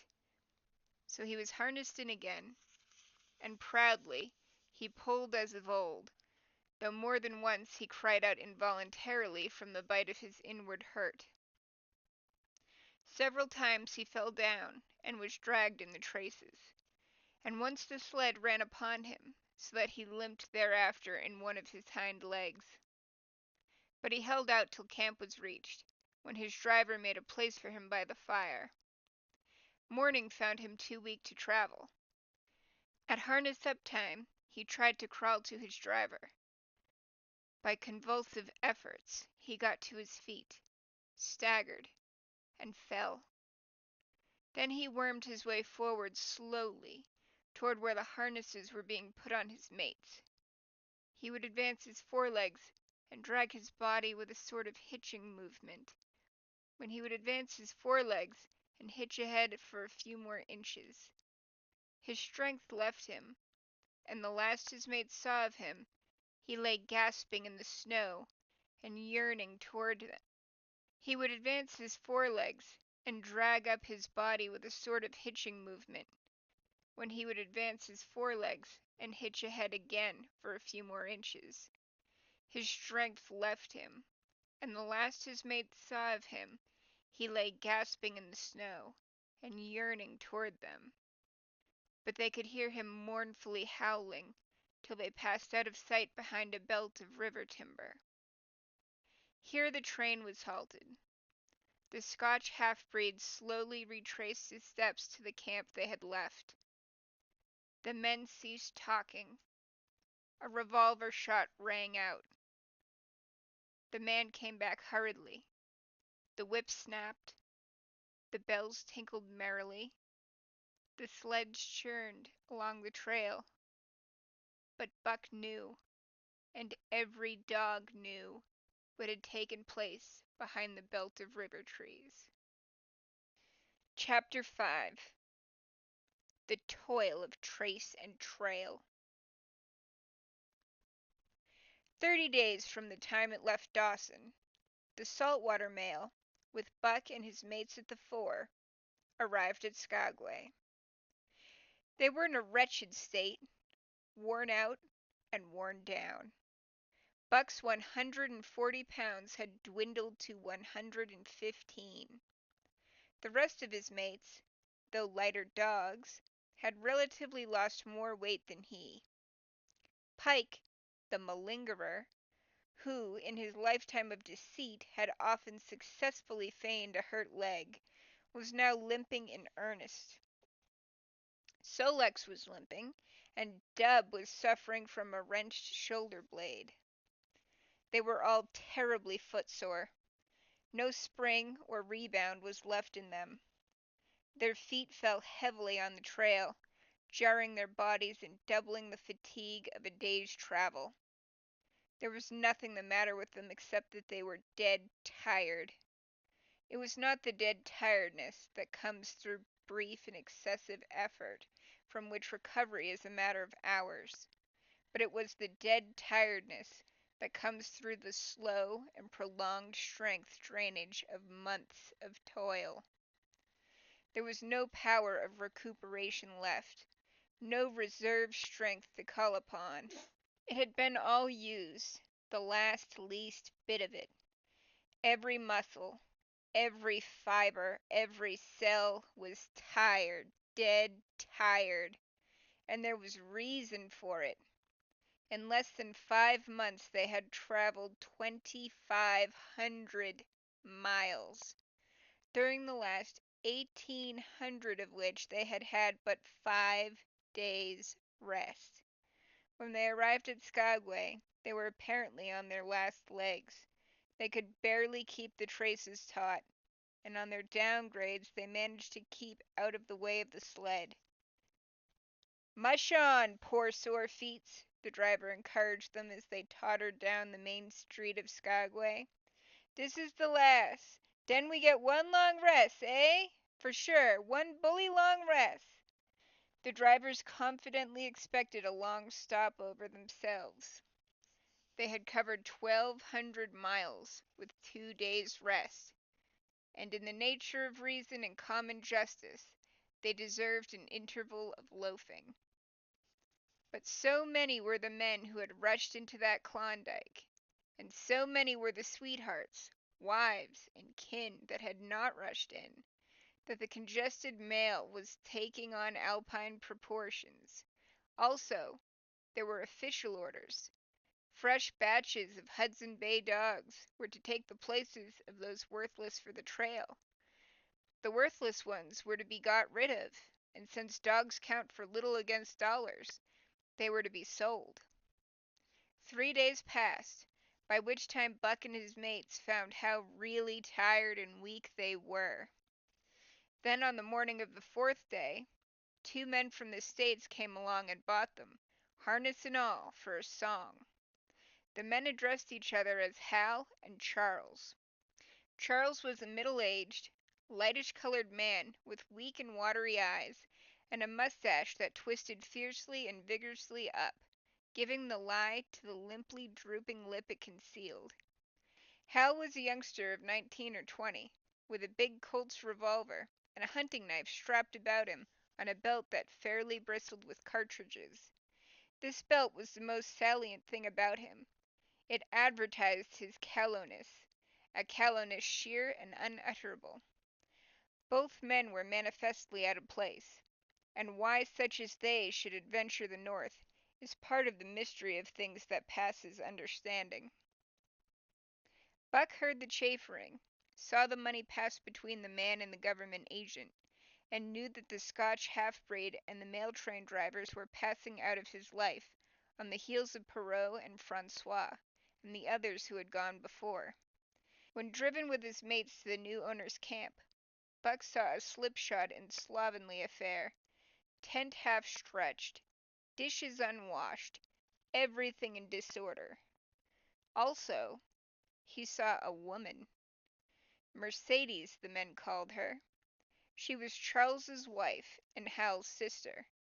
A nice family party. Buck watched them apprehensively as they proceeded to take down the tent and load the sled. There was a great deal of effort about their manner, but no business-like method. The tent was rolled into an awkward bundle 3 times as large as it should have been.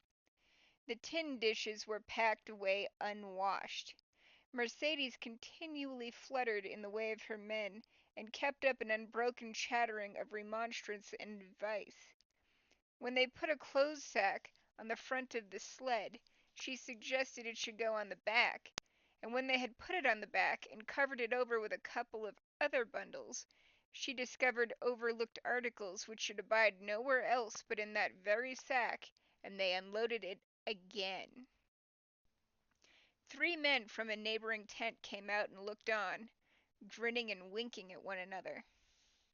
"You've got a right smart load as it is," said one of them, "and it's not me should tell you your business, but I wouldn't tote that tent along if I was you." "Undreamed of!" cried Mercedes, throwing up her hands in dainty dismay. "However in the world could I manage without a tent?" "It's springtime, and you won't get any more cold weather," the man replied. She shook her head decidedly, and Charles and Hal put the last odds and ends on top the mountainous load. "Think it'll ride?" one of the men asked. "Why shouldn't it?" Charles demanded rather shortly. "Oh, that's all right, the man hastened meekly to say. "I was just a-wonderin', that's all, seemed a mite top-heavy." Charles turned his back and drew the lashings down as well as he could, which was not in the least well. "And of course the dogs can hike along all day with that contraption behind 'em," affirmed a second of the men. "Certainly," said Hal with freezing politeness, taking hold of the gee-pole with one hand and swinging the whip from the other. "Mush!" he shouted. "Mush on there!" The dogs sprang against the breastbands, strained hard for a few moments, then relaxed. They were unable to move the sled. "The lazy brutes! I'll show them!" he cried, preparing to lash out at them with the whip. But Mercedes interfered, crying, "Oh, Hal, you mustn't!" as she caught hold of the whip and wrenched it from him. "The poor dears! Now you must promise you won't be harsh with them for the rest of the trip, or I won't go a step." "Precious lot you know about dogs," her brother sneered, "and I wish you'd leave me alone. They're lazy, I tell you, and you've got to whip them to get anything out of them. That's their way. You ask any one. Ask one of those men." Mercedes looked at them imploringly, untold repugnance at sight of pain written in her pretty face. "They're weak as water, if you want to know," came the reply from one of the men.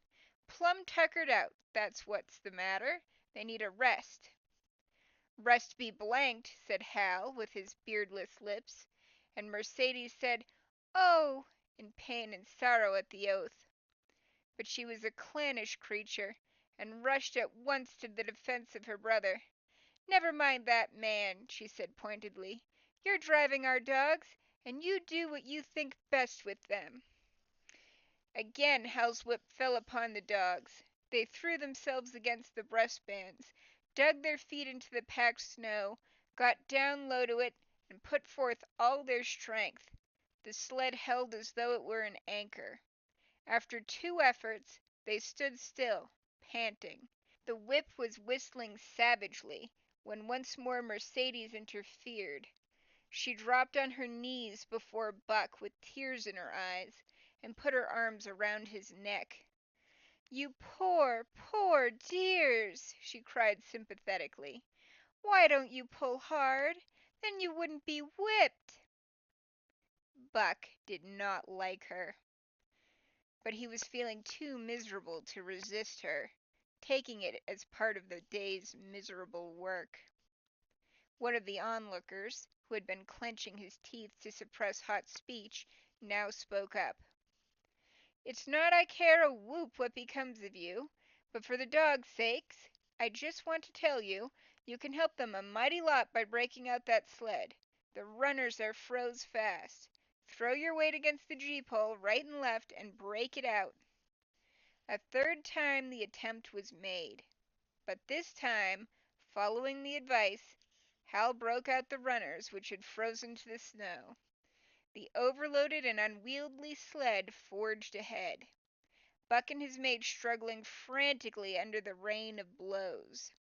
100 yards ahead, the path turned and sloped steeply into the main street.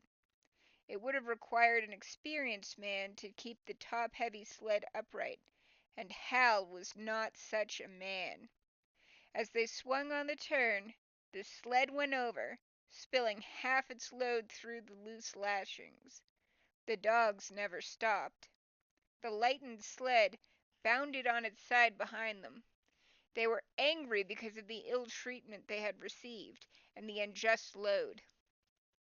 Buck was raging. He broke into a run, the team following his lead. Hal cried, "Whoa! Whoa!" but they gave no heed. He tripped and was pulled off his feet. The capsized sled ground over him, and the dogs dashed on up the street, adding to the gaiety of Skagway, and they scattered the remainder of the outfit along its chief thoroughfare. Kind-hearted citizens caught the dogs and gathered up the scattered belongings. Also, they gave advice. Half the load and twice the dogs, if they ever expected to reach Dawson, was what was said. Hal and his sister and brother-in-law listened unwillingly, pitched tent, and overhauled the outfit. Canned goods were turned out that made men laugh, for canned goods on the long trail is a thing to dream about. "Blankets for a hotel," quoth one of the men, who laughed and helped. "Half as many is too much. Get rid of them. Throw away that tent, and all those dishes. Who's going to wash them, anyway? Good Lord! Do you think you're traveling on a Pullman?" And so it went, the inexorable elimination of the superfluous. Mercedes cried when her clothes bags were dumped on the ground, and article after article was thrown out. She cried in general, and she cried in particular over each discarded thing. She clasped hands about knees, rocking back and forth broken-heartedly. She averred she would not go an inch, not for a dozen Charleses. She appealed to everybody and to everything, finally wiping her eyes and proceeding to cast out even articles of apparel that were imperative necessities. And in her zeal, when she had finished with her own, she attacked the belongings of her men and went through them like a tornado. This accomplished, the outfit, though cut in half, was still a formidable bulk. Charles and Hal went out in the evening and bought 6 outside dogs. These, added to the 6 of the original team, and Teak and Kuna, the huskies obtained at the Rink Rapids on the record trip, brought the team up to 14. But the outside dogs, though practically broken in since their landing, did not amount to much. 3 were short-haired pointers, 1 was a Newfoundland, and the other 2 were mongrels of indeterminate breed. They did not seem to know anything, these newcomers. Buck and his comrades looked upon them with disgust, and though he speedily taught them their places and what not to do, he could not teach them what to do. They did not take kindly to trace and trail. With the exception of the 2 mongrels, they were bewildered and spirit-broken by the strange, savage environment in which they found themselves, and by the ill treatment they had received. The 2 mongrels were without spirit at all. Bones were the only things breakable about them. With the newcomers hopeless and forlorn, and the old team worn out by 2,500 miles of continuous trail, the outlook was anything but bright. The 2 men, however, were quite cheerful, and they were proud, too. They were doing the thing in style, with 14 dogs. They had seen other sleds depart over the pass for Dawson, or come in from Dawson, but never had they seen a sled with so many as 14 dogs. In the nature of Arctic travel, there was a reason why 14 dogs should not drag one sled, and that was that one sled could not carry the food for 14 dogs. But Charles and Hal did not know this. They had worked the trip out with a pencil. So much to a dog, so many dogs, so many days, QED. Mercedes looked over their shoulders and nodded comprehensively. It was all so very simple. Late next morning, Buck led the long team up the street. There was nothing lively about it, no snapper goin' him and his fellows. They were starting dead weary. 4 times he had covered the distance between Saltwater and Dawson, and the knowledge that, jaded and tired, he was facing the same trail once more, made him bitter. His heart was not in the work, nor was the heart of any dog. The outsides were timid and frightened, the insides without confidence in their masters. Buck felt vaguely that there was no depending upon these 2 men and the woman. They did not know how to do anything, and as the days went by, it became apparent that they could not learn. They were slack in all things, without order or discipline. It took them half the night to pitch a slovenly camp, and half the morning to break that camp and get the sled loaded in fashion so slovenly that for the rest of the day they were occupied in stopping and rearranging the load. Some days they did not make 10 miles. On other days they were unable to get started at all. And on no day did they succeed in making more than half the distance used by the men as a basis in their dog food computation.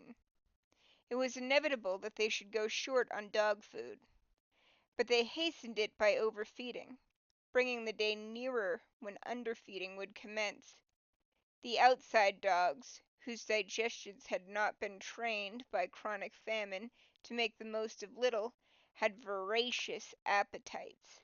And when, in addition to this, the worn-out huskies pulled weakly, Hal decided that the orthodox ration was too small. He doubled it.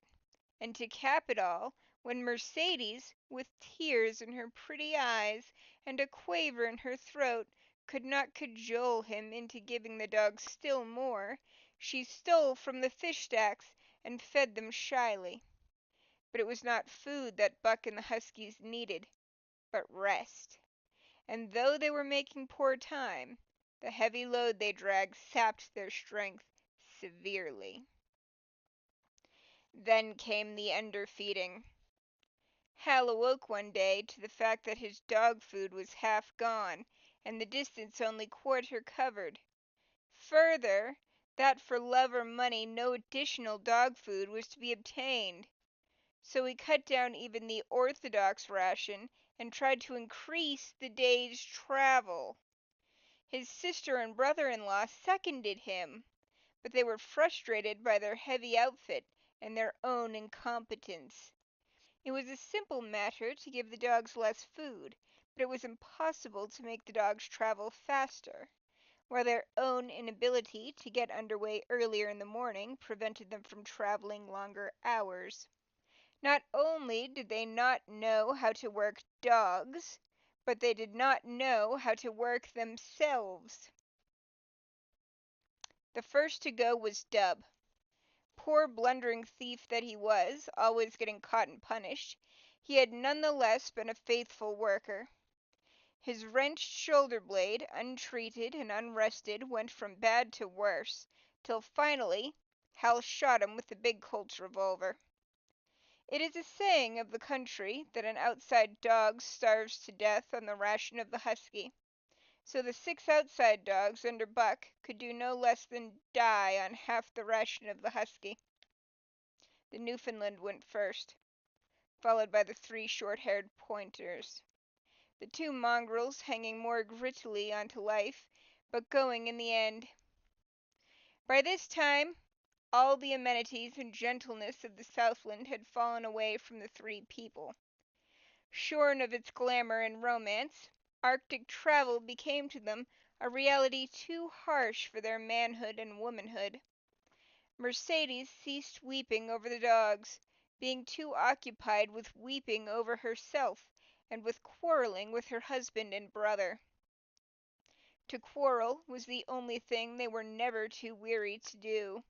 Their irritability arose out of their misery, increased with it, doubled upon it, outdistanced it. Their wonderful patience of the trail, which comes to men who toil hard and suffer sore, and remain sweet of speech and kindly, did not come to these 2 men and the woman. They had no inkling of such a patience. They were stiff and in pain. Their muscles ached. Their bones ached. Their very hearts ached. And because of this they became sharp of speech, and hard words were first on their lips in the morning, and last at night. Charles and Hal wrangled whenever Mercedes gave them a chance. It was the cherished belief of each that he did more than his share of the work, and neither forbore to speak this belief at every opportunity. Sometimes Mercedes sided with her husband, sometimes with her brother. The result was a beautiful and unending family quarrel. Starting from a dispute as to which should chop a few sticks for the fire, a dispute which concerned only Charles and Hal, presently would be lugged into the rest of the family, fathers, mothers, uncles, cousins, people thousands of miles away, and some of them dead, that Hal's views on art, or the sort of society plays his mother's brother wrote, should have anything to do with the chopping of a few sticks of firewood, passes comprehension. Nevertheless, the quarrel was as likely to end in that direction as in the direction of Charles's political prejudices. And that Charles's sister's tale-bearing tongue should be relevant to the building of a Yukon fire was apparent only to Mercedes, who disburdened herself of copious opinions upon that topic, and incidentally upon a few other traits unpleasantly peculiar to her husband's family. In the meantime the fire remained unbuilt, the camp half pitched, and the dogs unfed. Mercedes nursed a special grievance, the grievance of sex. She was pretty and soft, and had been chivalrously treated all her days, but the present treatment by her husband and brother was everything save chivalrous. It was her custom to be helpless. They complained. Upon which, impeachment of what to her was her most essential sex prerogative, she made their lives unendurable.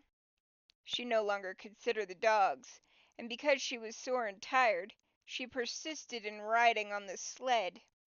She was pretty and soft, but she weighed 120 pounds, a lusty last straw to the load dragged by the weak and starving animals. She rode for days, till they fell in the traces and the sled stood still.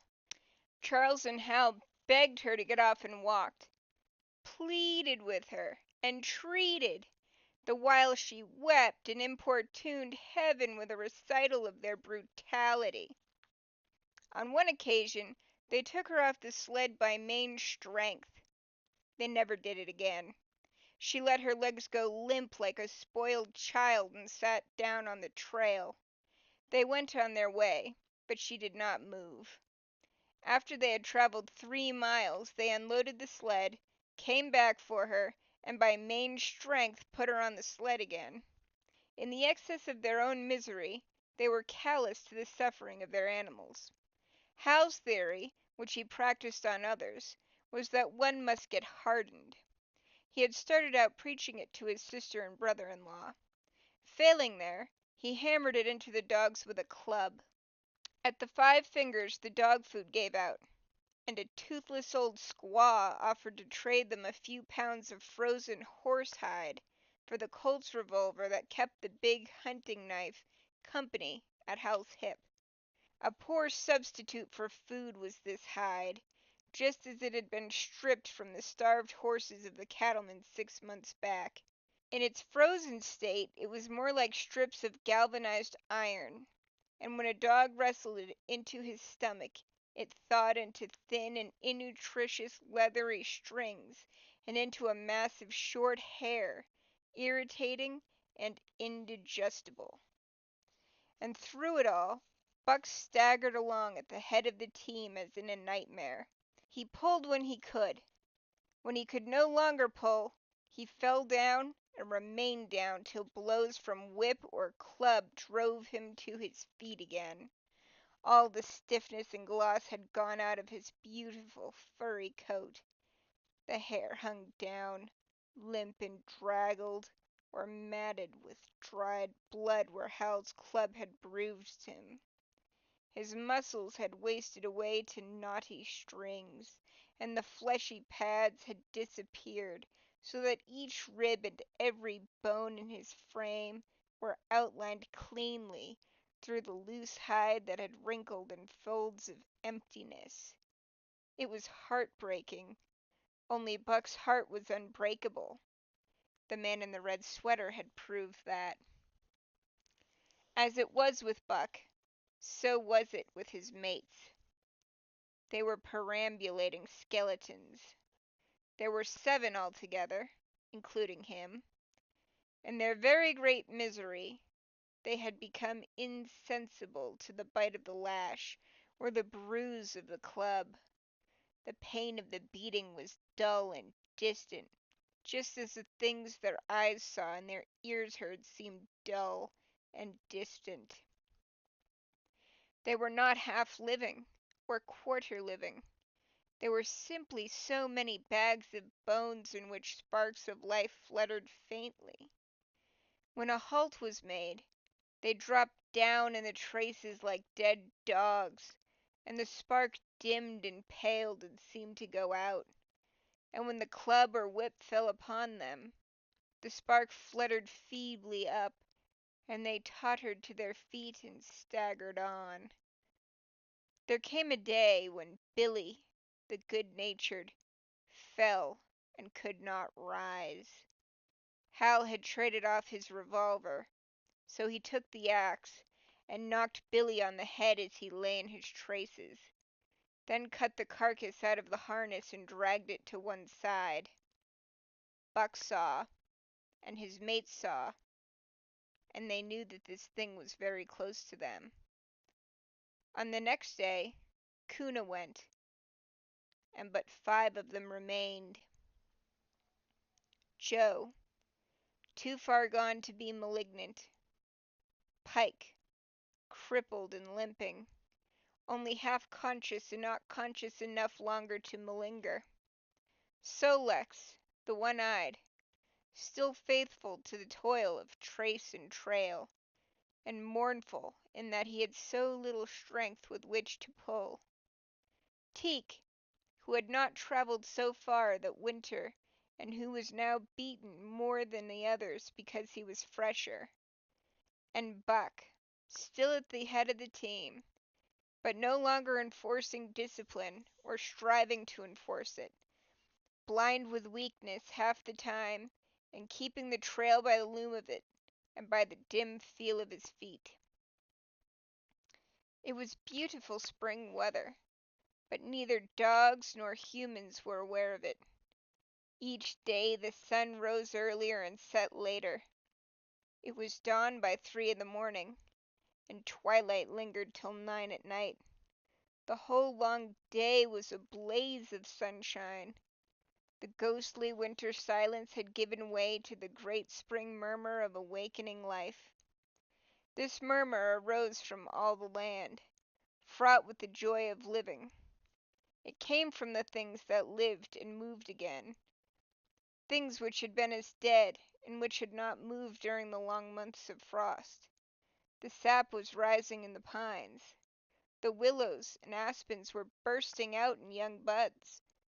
Shrubs and vines were putting on fresh garbs of green. Crickets sang in the nights, and in the days all manner of creeping, crawling things rustled forth into the sun. Partridges and woodpeckers were booming and knocking in the forest. Squirrels were chattering, birds singing, and overhead honked the wild fowl driving up from the south in cunning wedges that split the air.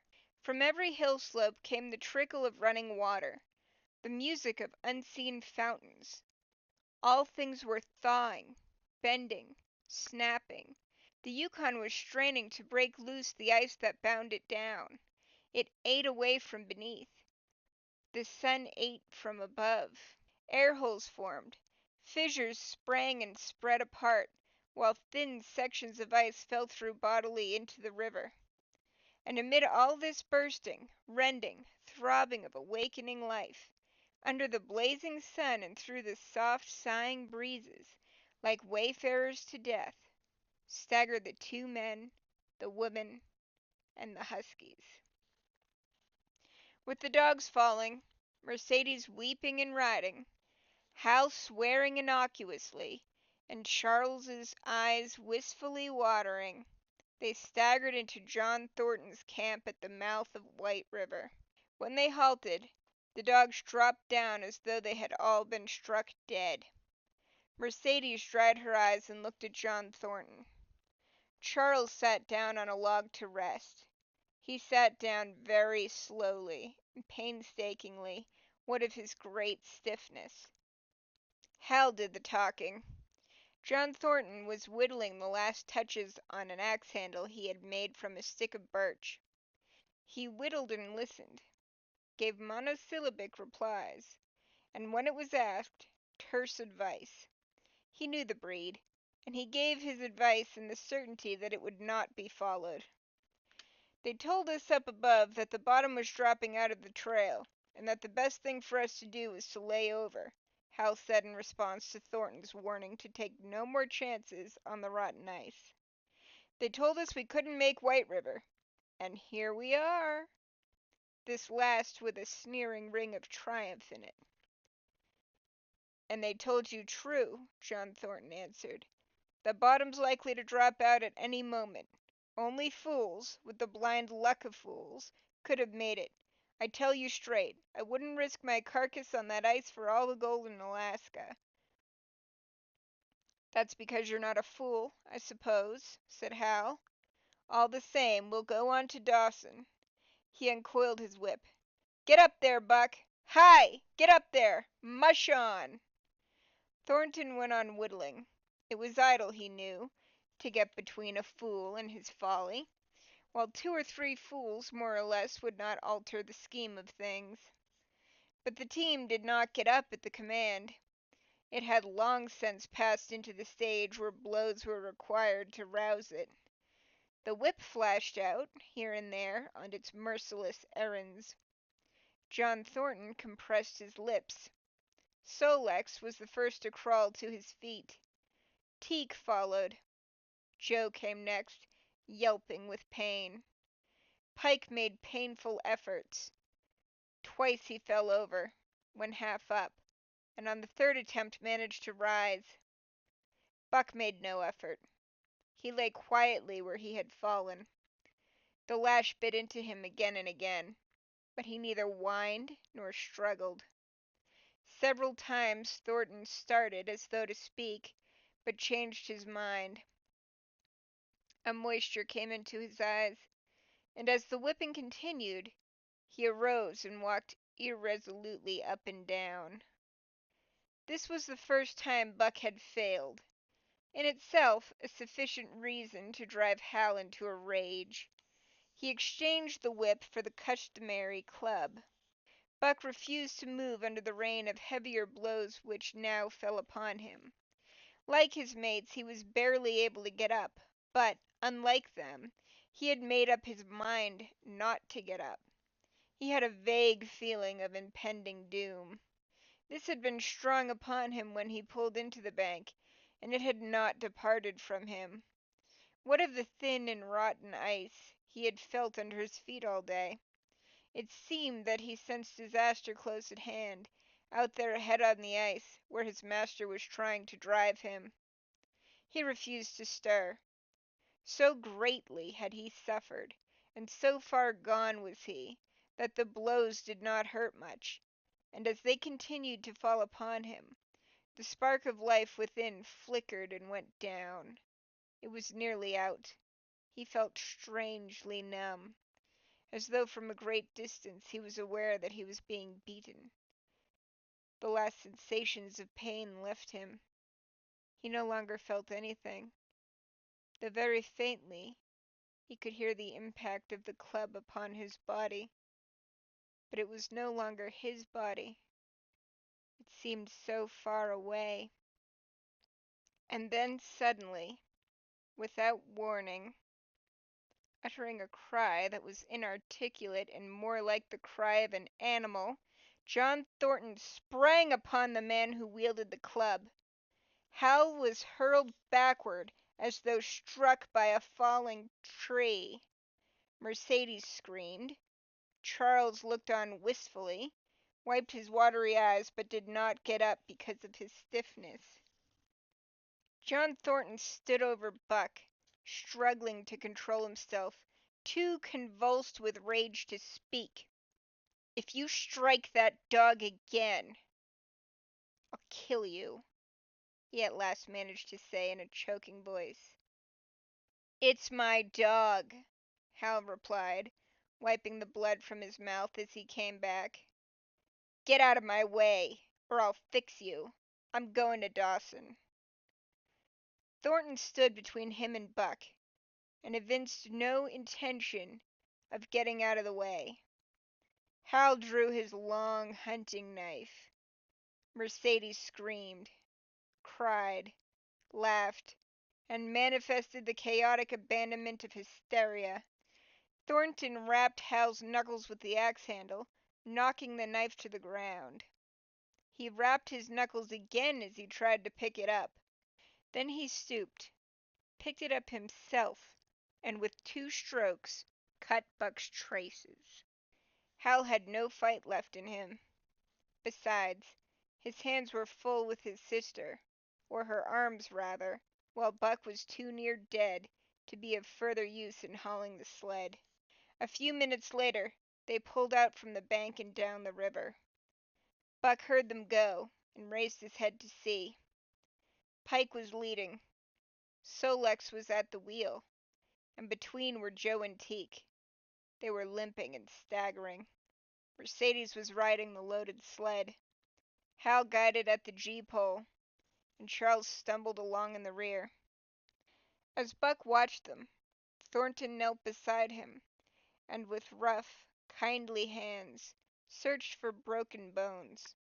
By the time his search had disclosed nothing more than many bruises and a state of terrible starvation, the sled was 1/4 of a mile away. Dog and man watched it crawling along over the ice. Suddenly they saw its back end drop down, as into a rut, and the gee-pole, with Hal clinging to it, jerk into the air. Mercedes' scream came to their ears. They saw Charles turn and make one step to run back, and then a whole section of ice gave way and dogs and humans disappear. A yawning hole was all that was to be seen. The bottom had dropped out of the trail. John Thornton and Buck looked at each other. "You poor devil," said John Thornton, and Buck licked his hand. Chapter 6. For the Love of a Man. When John Thornton froze his feet in the previous December, his partners had made him comfortable and left him to get well, going on themselves up the river to get out a raft of saw logs for Dawson. He was still limping slightly at the time he rescued Buck, but with the continued warm weather even the slight limp left him. And here, lying by the river bank through the long spring days, watching the running water, listening lazily to the songs of birds and the hum of nature, Buck slowly won back his strength. A rest comes very good after one has traveled 3,000 miles, and it must be confessed that Buck waxed lazily as his wounds healed. His muscles swelled out, and the flesh came back to cover his bones. For that matter, they were all loafing. Buck, John Thornton, and Skeet and Nig, waiting for the raft to come that was to carry them down to Dawson. Skeet was a little Irish setter, who early made friends with Buck, who, in a dying condition, was unable to resent her first advances. She had the doctor trait which some dogs possess, and as a mother cat washes her kittens, so she washed and cleansed Buck's wounds.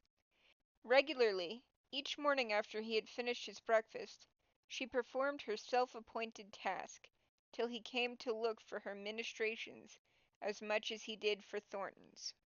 Nig, equally friendly, though less demonstrative, was a huge black dog, half bloodhound and half deerhound, with eyes that laughed and a boundless good nature. To Buck's surprise, these dogs manifested no jealousy toward him.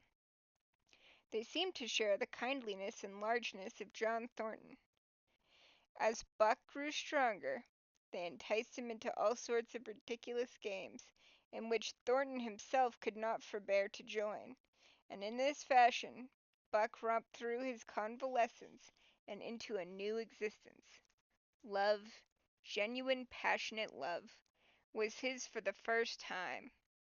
This he had never experienced at Judge Miller's down in the sun-kissed Santa Clara Valley. With the judge's sons, hunting and tramping, it had been a working partnership. With the judge's grandsons, a sort of pompous guardianship, and with the judge himself, a stately and dignified friendship. But love that was feverish and burning, that was adoration. That was madness. It had taken John Thornton to arouse. This man had saved his life, which was something, but further, he was the ideal master. Other men saw to the welfare of their dogs, from a sense of duty and business expediency. He saw to the welfare of his as if they were his own children, because he could not help it. And he saw further. He never forgot a kindly greeting, or a cheering word, and to sit down for a long talk with them, gas he called it, was as much his delight as theirs. He had a way of taking Buck's head roughly between his hands, and resting his own head upon Buck's, of shaking him back and forth, the while calling him ill names that to Buck were love names. Buck knew no greater joy than that rough embrace and the sound of murmured oaths, and at each jerk back and forth it seemed that his heart would be shaken out of his body, so great was its ecstasy. And when released, he sprang to his feet, his mouth laughing, his eyes eloquent, his throat vibrant with unuttered sound, and in that fashion remained without movement.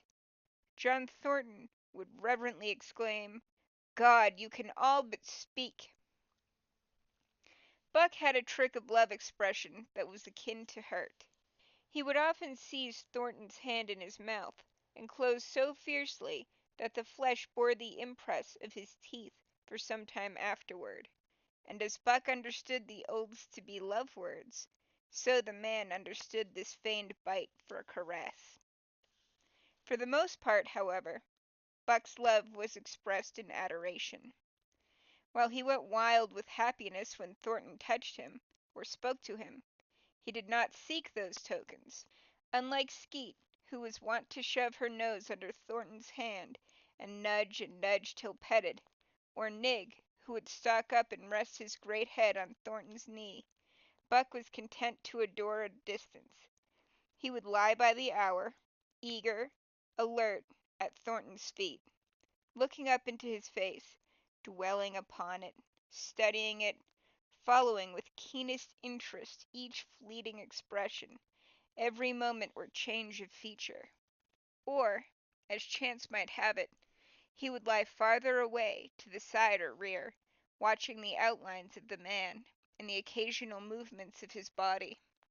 And often, such was the communion in which they lived, the strength of Buck's gaze would draw John Thornton's head around, and he would return the gaze, without speech, his heart shining out of his eyes as Buck's heart shone out. For a long time after his rescue, Buck did not like Thornton to get out of his sight. From the moment he left the tent to when he entered it again, Buck would follow at his heels. His transient masters since he had come into the Northland had bred in him a fear that no master could be permanent. He was afraid that Thornton would pass out of his life as Perrault and Francois and the Scotch half-breed had passed out. Even in the night, in his dreams, he was haunted by this fear. At such times he would shake off sleep and creep through the chill to the flap of the tent, where he would stand and listen to the sound of his master's breathing. But in spite of this great love he bore John Thornton, which seemed to bespeak the soft civilizing influence, the strain of the primitive, which the Northland had aroused in him, remained alive and active. Faithfulness and devotion, things born of fire and roof, were his, yet he retained his wildness and wiliness. He was a thing of the wild, come in from the wild, to sit by John Thornton's fire, rather than a dog of the soft Southland, stamped with the marks of generations of civilization. Because of his very great love, he could not steal from this man, but from any other man, in any other camp. He did not hesitate an instant, while the cunning with which he stole enabled him to escape detection. His face and body were scored by the teeth of many dogs, and he fought as fiercely as ever and more shrewdly. Skeet and Nig were too good-natured for quarreling. Besides, they belonged to John Thornton. But the strange dog, no matter what the breed or valor, swiftly acknowledged Buck's supremacy, or found himself struggling for life with a terrible antagonist. And Buck was merciless. He had learned well the law of club and fang, and he never forewent an advantage, or drew back from a foe he had started on the way to death. He had lessoned from Spitz, and from the chief fighting dogs of the police and mail, and knew there was no middle course. He must master or be mastered, while to show mercy was a weakness. Mercy did not exist in the primordial life. It was misunderstood for fear, and such misunderstandings made for death. Kill or be killed, eat or be eaten, was the law, and this mandate, down out of the depths of time, he obeyed. He was older than the days he had seen and the breaths he had drawn. He linked the past with the present, and the eternity behind him throbbed through him in a mighty rhythm to which he swayed as the tides and seasons swayed. He sat by John Thornton's fire, a broad-breasted dog, white-fanged and long-furred, but behind him were the shades of all manner of dogs, half-wolves and wild wolves, urgent and prompting, tasting the savor of the meat he ate, thirsting for the water he drank, scenting the wind with him, listening with him, and telling him the sounds made by the wild life in the forest, dictating his moods, directing his actions, lying down to sleep with him when he lay down, and dreaming with him, and beyond him, and becoming themselves the stuff of his dreams. So peremptorily did these shades beckon him, that each day mankind and the claims of mankind slipped farther from him. Deep in the forest a call was sounding, and as often as he heard this call, mysteriously thrilling and luring, he felt compelled to turn his back upon the fire and the beaten earth around it, and to plunge into the forest, and on and on. He knew not where or why, nor did he wonder where or why, the call sounding imperiously, deep in the forest. But as often as he gained the soft and broken earth and the green shade, the love for John Thornton drew him back to the fire again. Thornton alone held him. The rest of mankind was as nothing.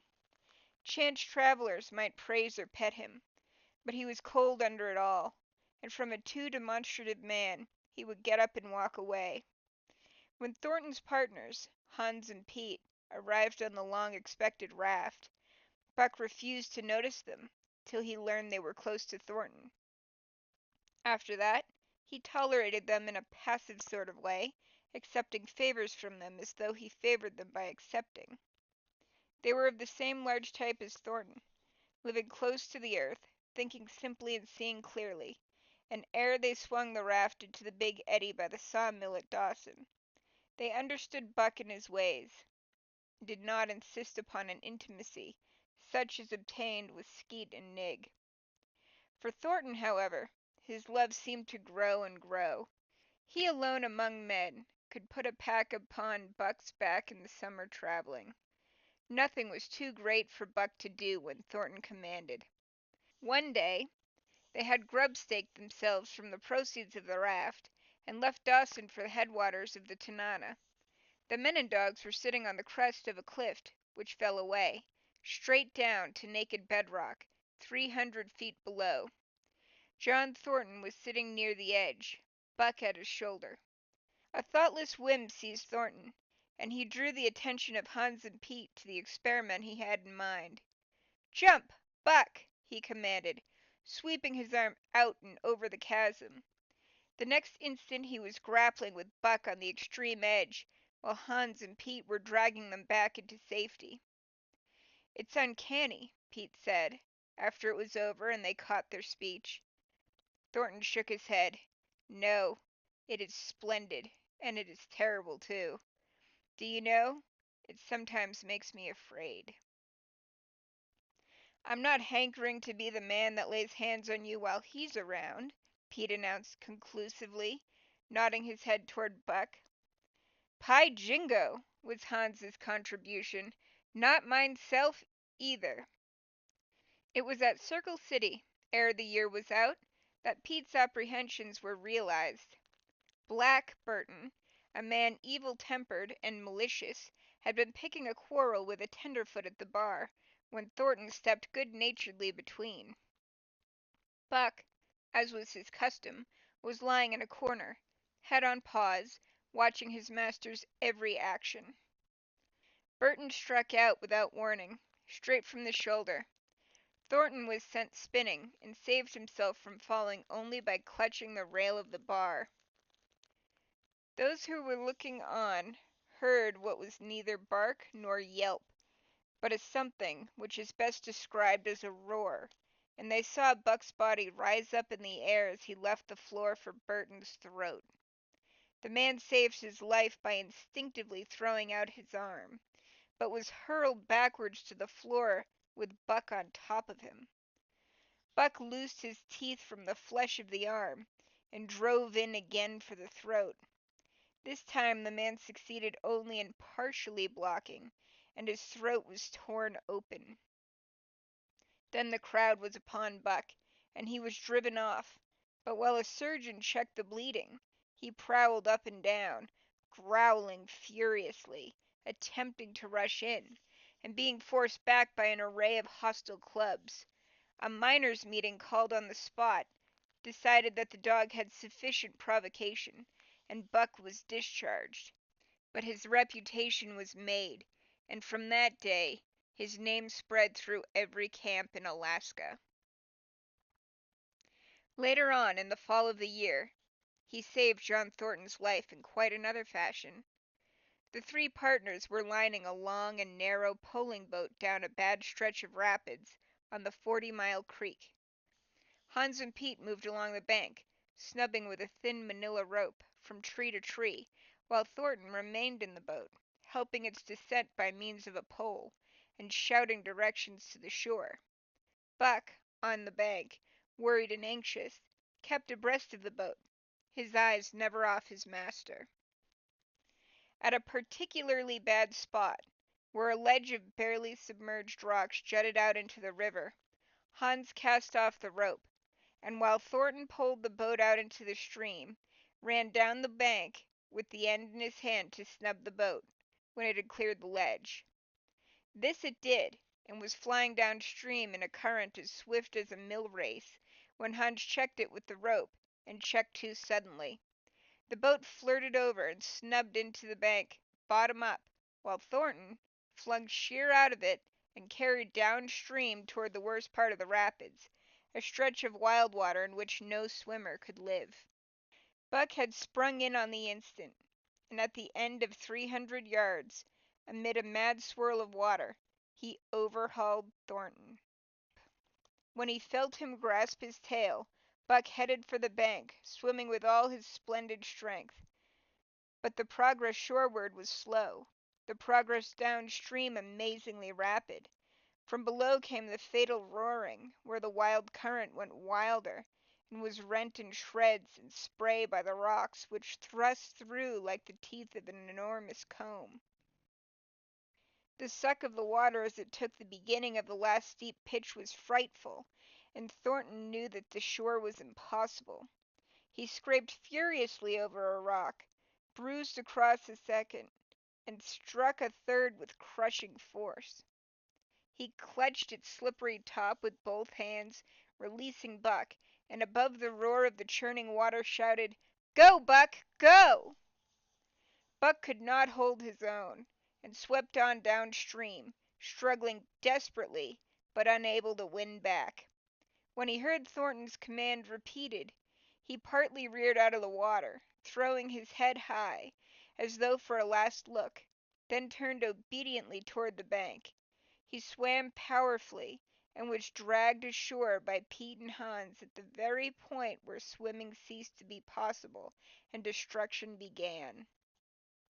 They knew that the time a man could cling to a slippery rock in the face of that driving current was a matter of minutes, and they ran as fast as they could up the bank to a point far above where Thornton was hanging on.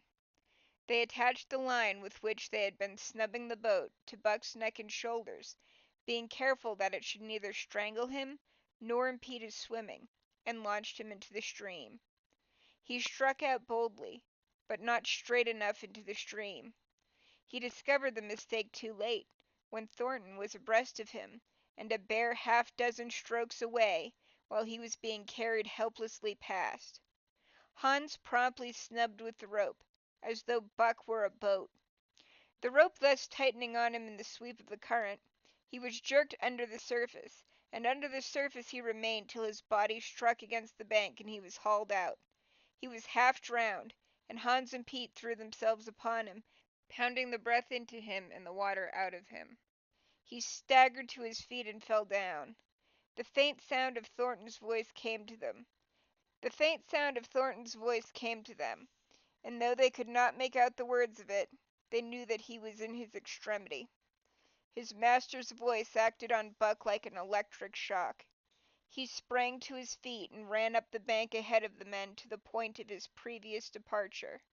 Again the rope was attached, and he was launched, and again he struck out, but this time straight into the stream. He had miscalculated once, but he would not be guilty of it a second time. Hans paid out the rope, permitted no slack, while Pete kept it clear of coils. Buck held on till he was on a straight line above Thornton. Then he turned, and with the speed of an express train, headed down upon him. Thornton saw him coming, and as Buck struck him like a battering ram, With the whole force of the current behind him, he reached up and closed with both arms around the shaggy neck.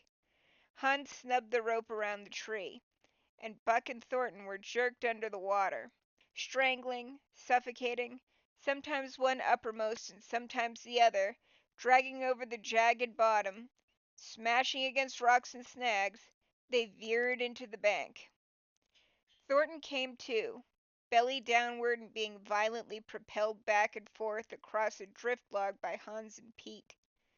His first glance was for Buck, over whose limp and apparently lifeless body Nig was setting up a howl, while Skeet was licking the wet face and closed eyes.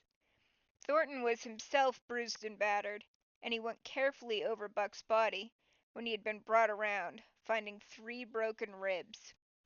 "That settles it," he announced. "We camp right here." And camp they did, till Buck's ribs knitted, and he was able to travel. That winter, at Dawson, Buck performed another exploit. Not so heroic, perhaps, but one that put his name many notches higher on the totem pole of Alaskan fame. This exploit was particularly gratifying to the 3 men, for they stood in need of the outfit which it furnished, and were enabled to make a long-desired trip into the Virgin East, where miners had not yet appeared. It was brought about by a conversation in the Eldorado saloon, in which men waxed boastful of their favorite dogs. Buck, because of his record, was the target for these men, and Thornton was driven stoutly to defend him. At the end of half an hour, one man stated that his dog could start a sled with 500 pounds and walk off with it. A second bragged 600 for his dog, and a third 700. "Pooh-pooh," said John Thornton. "Buck can start 1,000 pounds." "And break it out, and walk off with it for 100 yards," demanded Mathewson, a bonanza king, he of the 700 vaunt. "And break it out, and walk off with it for 100 yards," John Thornton said coolly. "Well," Mathewson said, slowly and deliberately, so that all could hear, "I've got $1,000 that says he can't. And here it is." So saying, he slammed a sack of gold dust the size of a bologna sausage down upon the bar. Nobody spoke. Thornton's bluff, if bluff it was, had been called. He could feel a flush of warm blood creeping up his face. His tongue had tricked him. He did not know whether Buck could start 1,000 pounds. 1/2 a ton! The enormousness of it appalled him. He had great faith in Buck's strength, and had often thought him capable of starting such a load, but never, as now, had he faced the possibility of it. The eyes of a dozen men fixed upon him, silent and waiting. Further, he had no $1,000, nor had Hans or Pete. "I've got a sled standing outside now, with 25-pound sacks of flour on it," Mathewson went on with brutal directness, "so don't let that hinder you." Thornton did not reply. He did not know what to say. He glanced from face to face in the absent way of a man who had lost the power of thought and is seeking somewhere to find the thing that will start it going again. The face of Jim O'Brien, a Mastodon king and old-time comrade, caught his eyes. It was as a cue to him, seeming to rouse him to do what he would never have dreamed of doing.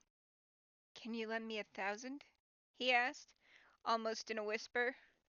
"Sure," answered O'Brien, thumping down a plethoric sack by the side of Mathewson's. "Though it's little faith I'm having, John, that the beast can do the trick." The Eldorado emptied its occupants into the street to see the test. The tables were deserted, and the dealers and gamekeepers came forth to see the outcome of the wager and to lay odds.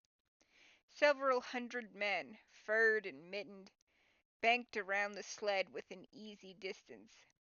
Mathewson's sled, loaded with 1,000 pounds of flour, had been standing for a couple of hours, and in the intense cold it was 60 below zero. The runners had frozen fast to the hard-packed snow. Men offered odds of 2 to 1 that Buck could not budge the sled. A quibble arose concerning the phrase "break out." O'Brien contended it was Thornton's privilege to knock the runners loose, leaving Buck to "break it out" from a dead standstill. Matthewson insisted that the phrase included breaking the runners from the frozen grip of the snow. A majority of the men who had witnessed the making of the bet decided in his favor, whereat the odds went up to 3 to 1 against Buck. There were no takers. Not a man believed him capable of the feat. Thornton had been hurried into the wager, heavy with doubt, and now that he looked at the sled itself, the concrete fact, with the regular team of 10 dogs curled up in the snow before it, the more impossible the task appeared. Matthewson waxed jubilant. 3 to 1, he proclaimed. I'll lay you another 1,000 at that figure, Thornton. What do you say? Thornton's doubt was strong in his face, but his fighting spirit was aroused. The fighting spirit that soars above odds, fails to recognize the impossible, and is deaf to all save the clamor for battle. He called Hans and Pete to him. Their sacks were slim, and with his own the 3 partners could rake together only $200. In the ebb of their fortunes, this sum was their total capital, yet they laid it unhesitatingly against Matthewson's 600. The team of 10 dogs was unhitched, and Buck, with his own harness, was put into the sled. He had caught the contagion of their excitement, and he felt that in some way he must do a great thing for John Thornton. Murmurs of admiration at his splendid appearance went up.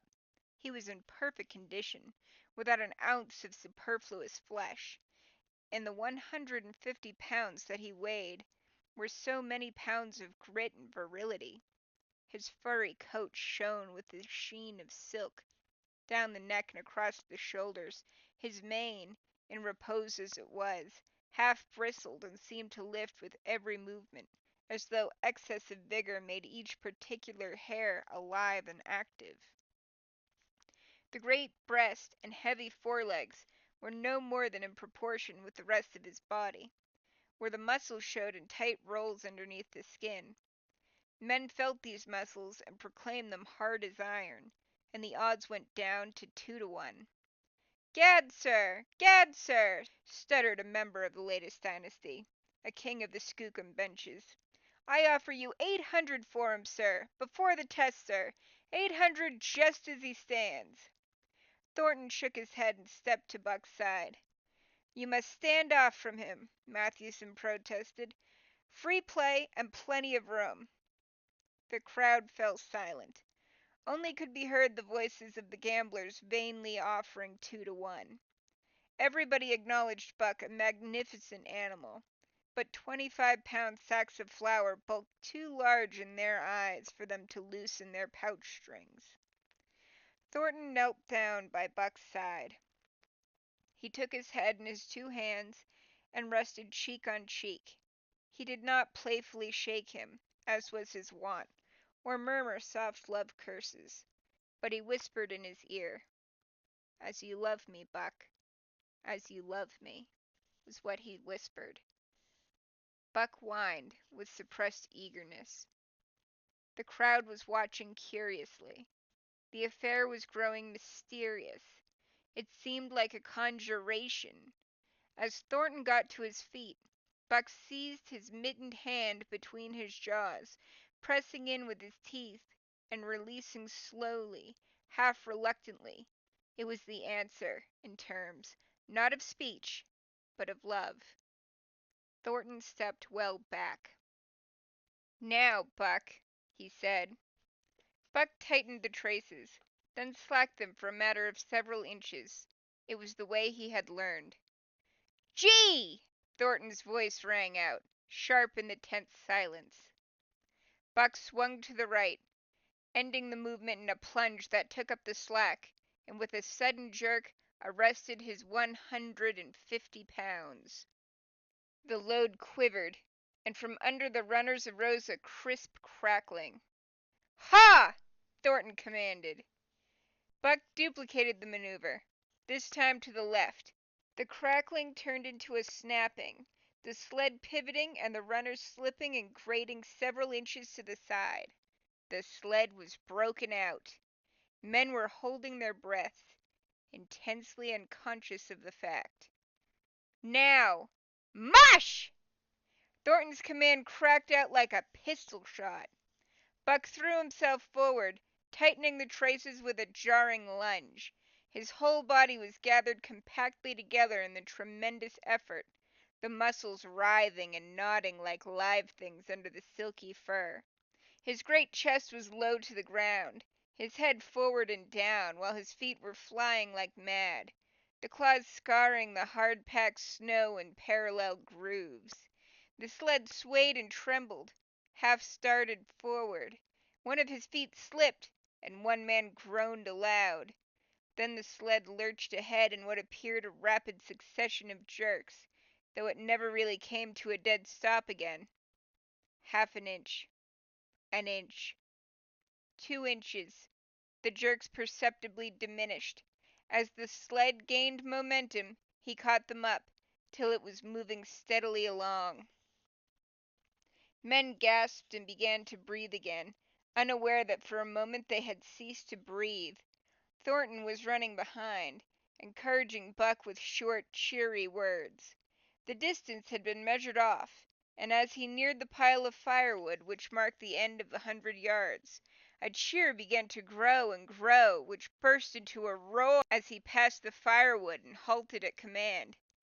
Every man was tearing himself loose, even Matthewson. Hats and mittens were flying into the air. Men were shaking hands, it did not matter with whom, and bubbling over in a general incoherent babble. But Thornton fell on his knees beside Buck. Head was against head, and he was shaking him back and forth. Those who hurried up heard him cursing Buck, and he cursed him long and fervently, and softly and lovingly. "Gad, sir! Gad, sir!" spluttered the skookum bench king. "I'll give you 1,000 for him, sir! 1,000, sir! 1,200, sir!" Thornton rose to his feet. His eyes were wet. The tears were streaming frankly down his cheeks. "Sir," he said to the skookum bench king. "No, sir. You can go to hell, sir. It's the best I can do for you, sir." Buck seized Thornton's hand in his teeth. Thornton shook him back and forth. As though animated by a common impulse, the onlookers drew back to a respectful distance, nor were they again indiscreet enough to interrupt. Chapter 7. The Sounding of the Call. When Buck earned $1,600 in 5 minutes for John Thornton, he made it possible for his master to pay off certain debts and to journey with his partners into the East after a fabled lost mine, the history of which was as old as the history of the country. Many men had sought it, few had found it, and more than a few there were who had never returned from the quest. This lost mine was steeped in tragedy and shrouded in mystery. No one knew of the first man. The oldest tradition stopped before it got back to him. From the beginning there had been an ancient and ramshackle cabin. Dying men had sworn to it, and to the mine, the site of which it marked, clinching their testimony with nuggets that were unlike any known grade of gold in the Northland. But no living man had looted this treasure house, and the dead were dead, wherefore John Thornton and Pete and Hans, with Buck and half a dozen other dogs, faced into the East on an unknown trail to achieve where men and dogs as good as themselves had failed. They sledded 70 miles up the Yukon, swung to the left into the Stewart River, passed the Mayo and the McQuestion, and held on until the Stewart itself became a streamlet, threading the upstanding peaks which marked the backbone of the continent. John Thornton asked little of man or nature. He was unafraid of the wild. With a handful of salt and a rifle he could plunge into the wilderness and fare wherever he pleased and as long as he pleased. Being in no haste, Indian fashion, He hunted his dinner in the course of the day's travel, and if he failed to find it, like the Indian, he kept on traveling, secure in the knowledge that sooner or later he would come to it. So on this great journey into the East, straight meat was the bill of fare, ammunition and tools principally made up the load on the sled, and the time card was drawn upon the limitless future. To Buck it was boundless delight, this hunting, fishing, and indefinite wandering through strange places. For weeks at a time they would hold on steadily, day after day, and for weeks upon end they would camp, here and there the dogs loafing, and the men burning holes through frozen muck and gravel, and washing countless pans of dirt by the heat of the fire. Sometimes they went hungry, sometimes they feasted righteously, all according to the abundance of game and the fortune of hunting.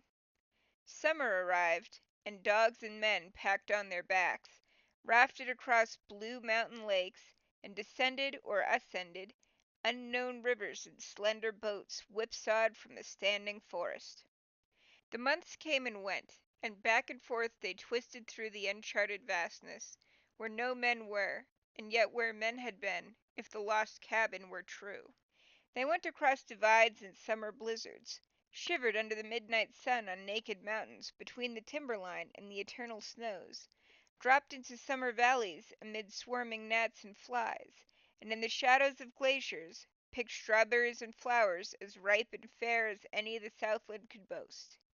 In the fall of the year they penetrated a weird lake country, sad and silent, where wildfowl had been, but where then there was no life nor sign of life, only the blowing of chill winds, the forming of ice in sheltered places, and the melancholy rippling of waves on lonely beaches. And through another winter they wandered on the obliterated trails of men who had gone before. Once they came upon a path blazed through the forest, an ancient path, and the lost cabin seemed very near. But the path began nowhere and ended nowhere, and it remained mystery, as the man who made it and the reason he made it remained mystery.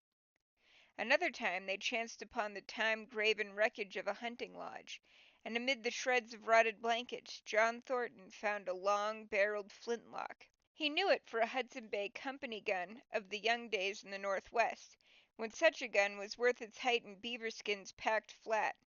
And that was all. No hint as to the man who in an early day had reared the lodge and left the gun among the blankets. Spring came on once more, and at the end of all their wandering they found, not the lost cabin, but a shallow placer in a broad valley where the gold showed like yellow butter across the bottom of the washing pan. They sought no farther. Each day they worked earned them thousands of dollars in clean dust and nuggets, and they worked every day. The gold was sacked in moose-hide bags, 50 pounds to the bag, and piled like so much firewood outside the Spruce Bough Lodge. Like giants they toiled, days flashing on the heels of days like dreams as they heaped the treasure up. There was nothing for the dogs to do, save the hauling in of meat now and again that Thornton killed, and Buck spent long hours musing by the fire.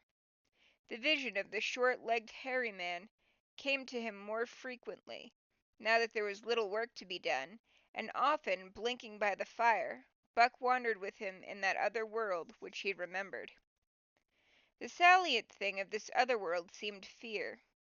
When he watched the hairy man sleeping by the fire, head between his knees and hands clasped above, Buck saw that he slept restlessly, with many starts and awakenings, at which times he would peer fearfully into the darkness and fling more wood upon the fire. Did they walk by the beach of a sea, where the hairy man gathered shellfish and ate them as it gathered?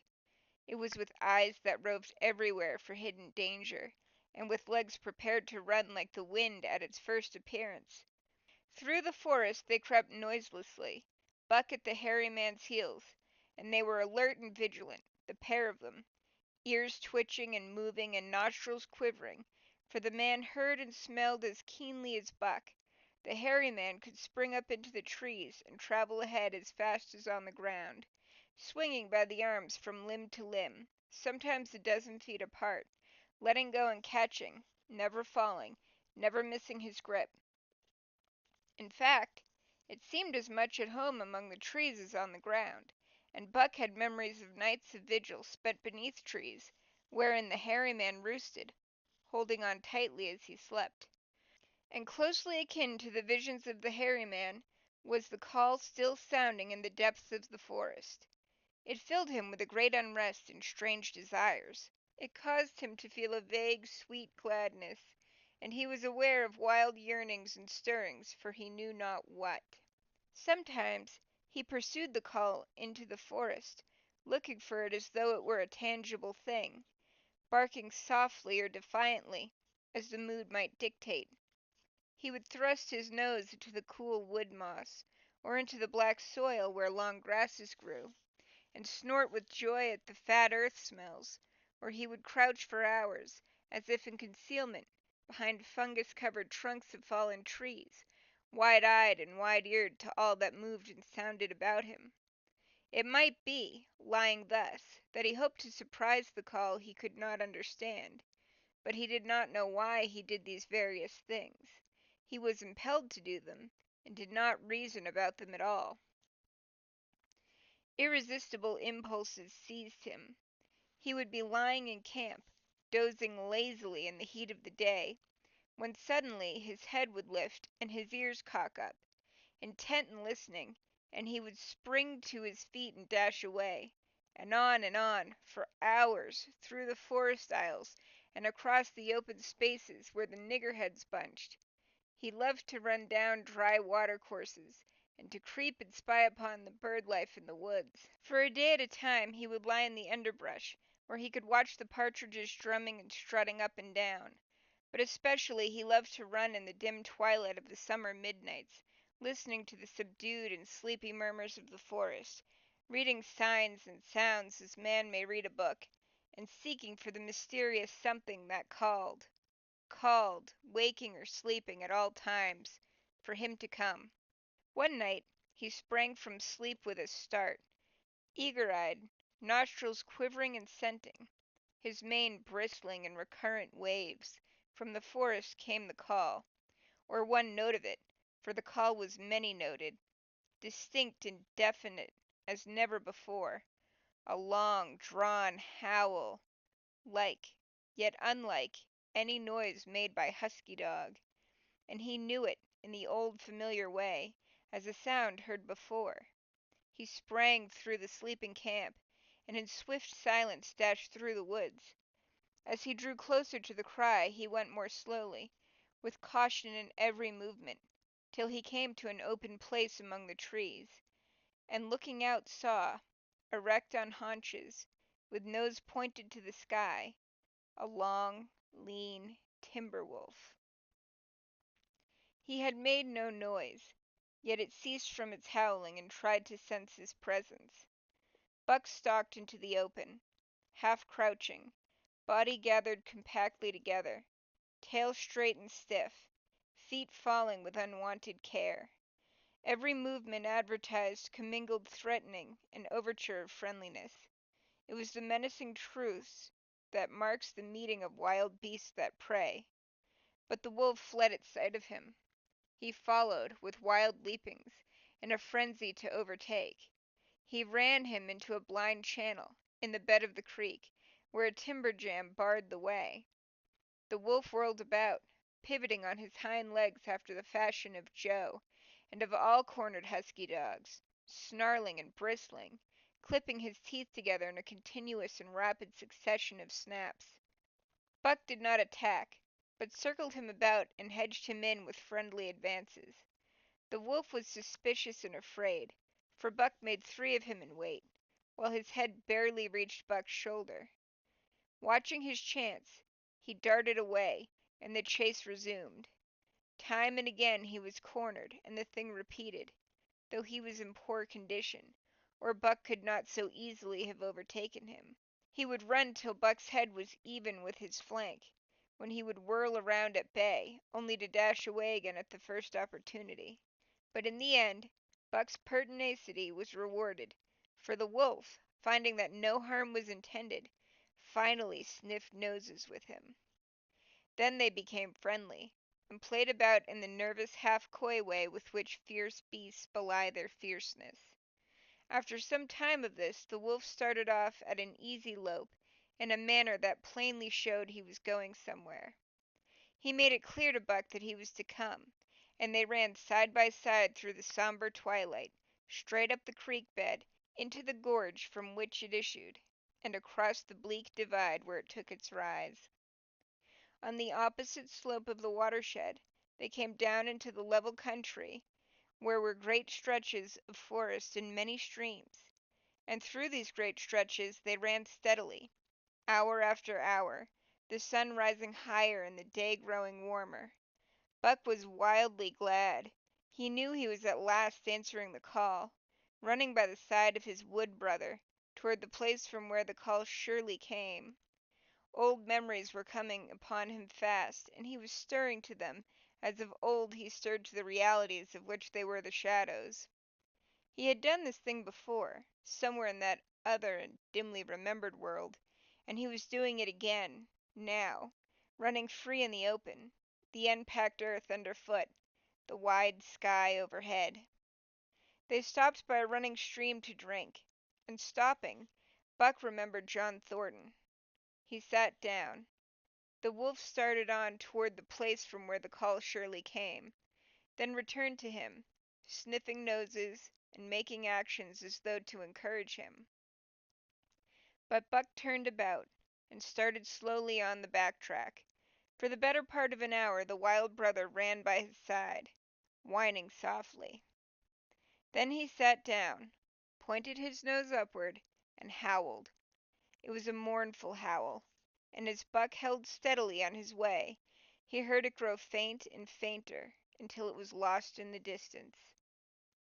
John Thornton was eating dinner when Buck dashed into camp and sprang upon him in a frenzy of affection, overturning him, scrambling upon him, licking his face, biting his hand, playing the general tomfool, as John Thornton characterized it, the while he shook Buck back and forth and cursed him lovingly. For 2 days and nights Buck never left camp, never let Thornton out of his sight. He followed him about at his work, watched him while he ate, saw him into his blankets at night, and out of them in the morning. But after 2 days the call in the forest began to sound more imperiously than ever. Buck's restlessness came back on him, and he was haunted by recollections of the wild brother, and of the smiling land beyond the divide, and the runs side by side through the wide forest stretches. Once again he took to wandering in the woods, but the wild brother came no more, and though he listened through long vigils, the mournful howl was never raised. He began to sleep out at night, staying away from camp for days at a time, and once he crossed the divide at the head of the creek and went down into the land of timber and streams. There he wandered for a week, seeking vainly for fresh sign of the wild brother, killing his meat as he traveled, and traveling with the long, easy lope that never seems to tire. He fished for salmon in a broad stream that emptied somewhere into the sea, and by this stream he killed a large black bear, blinded by the mosquitoes while likewise fishing, and raging through the forest helpless and terrible. Even so, it was a hard fight, and it aroused the last latent remnants of Buck's ferocity. And 2 days later, when he returned to his kill and found a dozen wolverines quarreling over the spoil, he scattered them like chaff, and those that fled left two behind who would quarrel no more. The blood-longing became stronger than ever before. He was a killer, a thing that preyed, living on the things that lived, unaided, alone, by virtue of his own strength and prowess, surviving triumphantly in a hostile environment where only the strong survived. Because of all this, he became possessed of a great pride in himself, which communicated itself like a contagion to his physical being. It advertised itself in all his movements, was apparent in the play of every muscle, spoke plainly as speech in the way he carried himself, and made his glorious furry coat, if anything, more glorious. But for the stray brown on his muzzle and above his eyes, and for the splash of white hair that ran midmost down his chest, he might well have been mistaken for a gigantic wolf, larger than the largest of the breed. From his St. Bernard father he had inherited size and weight, but it was his shepherd mother who had given shape to that size and weight. His mother was the long wolf muzzle, save that it was larger than the muzzle of any wolf, and his head, somewhat broader, was the wolf head on a massive scale. His cunning was wolf cunning, and wild cunning. His intelligence, shepherd intelligence, and St. Bernard intelligence, and all this, plus an experience gained in the fiercest of schools, made him as formidable a creature as any that roamed the wild. A carnivorous animal, living on a straight meat diet, he was in full flower, at the high tide of his life, overspilling with vigor and virility. When Thornton passed a caressing hand along his back, a snapping and crackling followed the hand, each hair discharging its pent magnetism at the contact. Every part, brain and body, nerve tissue and fiber, was keyed to the most exquisite pitch, and between all the parts there was a perfect equilibrium or adjustment.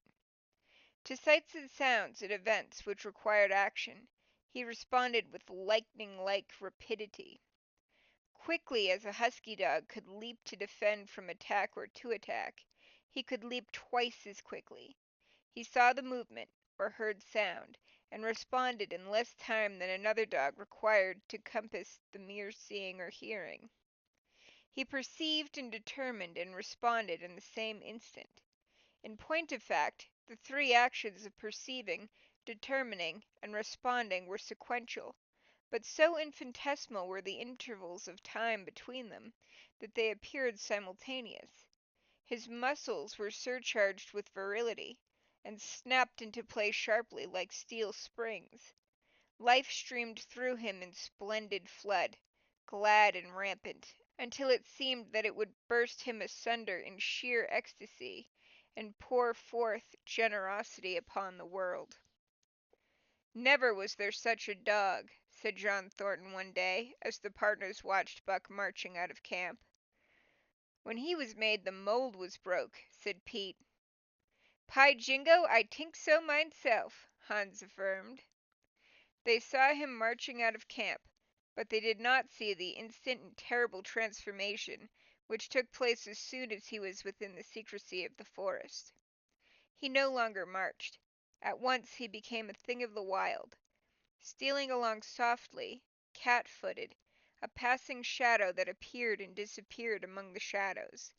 He knew how to take advantage of every cover, to crawl on his belly like a snake, and like a snake, to leap and strike.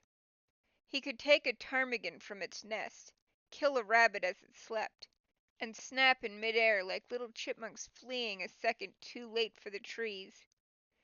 Fish in open pools were not too quick for him, nor were beaver, mending their dams, too wary.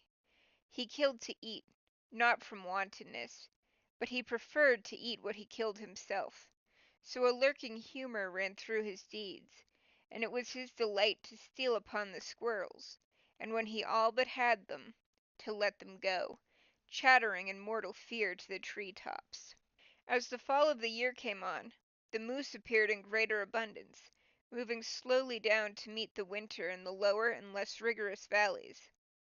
Buck had already dragged down a stray part-grown calf, but he wished strongly for larger and more formidable quarry, and he came upon it one day on the divide at the head of the creek. A band of 20 moose had crossed over from the land of streams and timber, and chief among them was a great bull. He was in a savage temper, and, standing over 6 feet from the ground, was as formidable an antagonist as even Buck could desire. Back and forth the bull tossed his great palmated antlers, branching to 14 points and embracing 7 feet within the tips. His small eyes burned with a vicious and bitter light, while he roared with fury at sight of Buck. From the bull's side, just forward of the flank, protruded a feathered arrow end, which accounted for his savageness. Guided by that instinct which came from the old hunting days of the primordial world, Buck proceeded to cut the bull out from the herd. It was no slight task. He would bark and dance about in front of the bull, just out of reach of the great antlers and of the terrible splay hoofs which could have stamped his life out with a single blow. Unable to turn his back on the fanged danger and go on, the bull would be driven into paroxysms of rage. At such moments he charged Buck, who retreated craftily, luring him on by a simulated inability to escape. But when he was thus separated from his fellows, 2 or 3 of the younger bulls would charge back upon Buck and enable the wounded bull to rejoin the herd. There is a patience of the wild, dogged, tireless, persistent as life itself, that holds motionless for endless hours the spider in its web, the snake in its coils, the panther in its ambuscade. This patience belongs peculiarly to life when it hunts its living food, and it belonged to Buck as he clung to the flank of the herd, retarding its march, irritating the young bulls, worrying the cows with their half-grown calves, and driving the wounded bull mad with helpless rage. For half a day this continued. Buck multiplied himself, attacking from all sides, enveloping the herd in a whirlwind of menace, cutting out his victim as fast as it could rejoin its mates, wearing out the patience of creatures preyed upon, which is a lesser patience than that of creatures preying. As the day wore along and the sun dropped to its bed in the northwest, the darkness had come back and the fall nights were 6 hours long. The young bulls retraced their steps more and more reluctantly to the aid of their beset leader.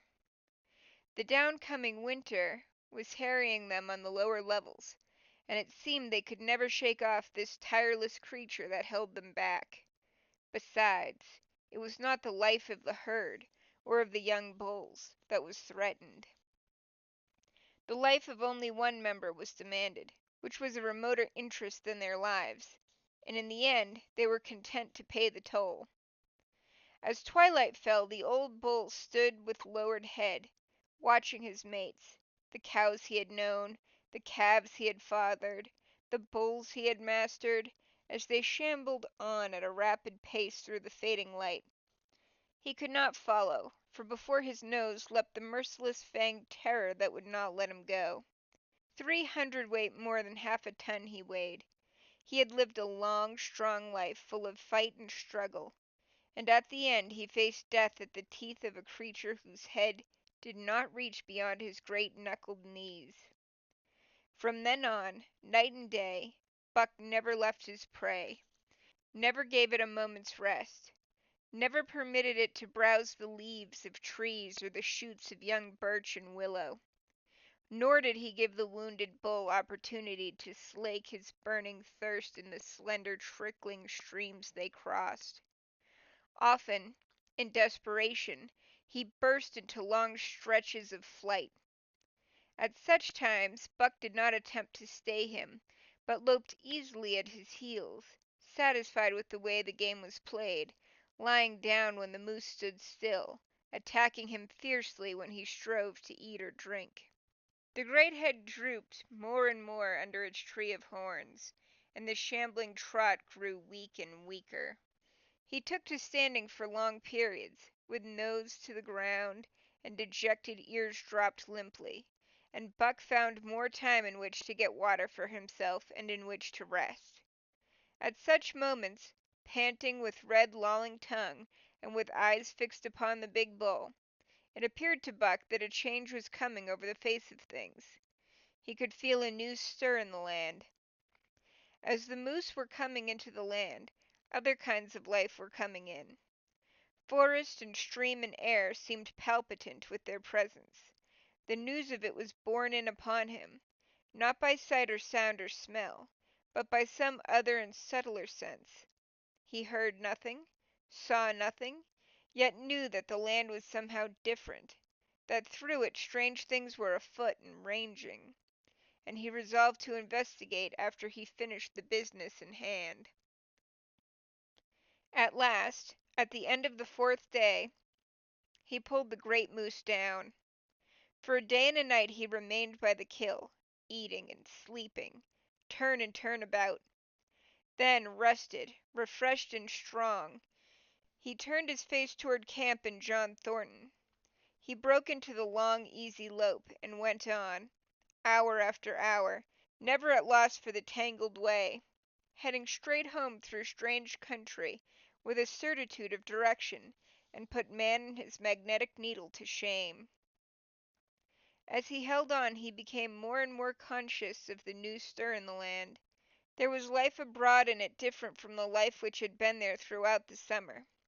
No longer was this fact borne in upon him in some subtle, mysterious way. The birds talked of it, the squirrels chattered about it, the very breeze whispered of it. Several times he stopped and drew in the fresh morning air in great sniffs, reading a message which made him leap on with greater speed. He was oppressed with a sense of calamity happening, if it were not calamity already happened, and as he crossed the last watershed and dropped down into the valley toward camp, he proceeded with greater caution. 3 miles away he came upon a fresh trail that sent his neck hair rippling and bristling. It led straight toward camp and John Thornton. Buck hurried on, swiftly and stealthily, every nerve straining and tense, alert to the multitudinous details which told a story, all but the end. His nose gave him a varying description of the passage of the life on the heels of which he was traveling. He remarked the pregnant silence of the forest. The bird life had flitted. The squirrels were in hiding. One only he saw, a sleek gray fellow, flattened against a gray, dead limb so that he seemed a part of it, a woody excrescence upon the wood itself. As Buck slid along with the obscureness of a gliding shadow, his nose was jerked suddenly to the side as though a positive force had gripped and pulled it. He followed the new scent into a thicket and found Nig. He was lying on his side, dead where he had dragged himself, an arrow protruding, head and feathers, from either side of his body.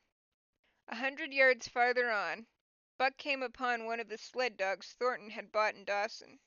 This dog was thrashing about in a death struggle, directly on the trail, and Buck passed around him without stopping. From the camp came the faint sound of many voices, rising and falling in a sing-song chant. Bellying forward to the edge of the clearing, he found Hans, lying on his face, feathered with arrows like a porcupine.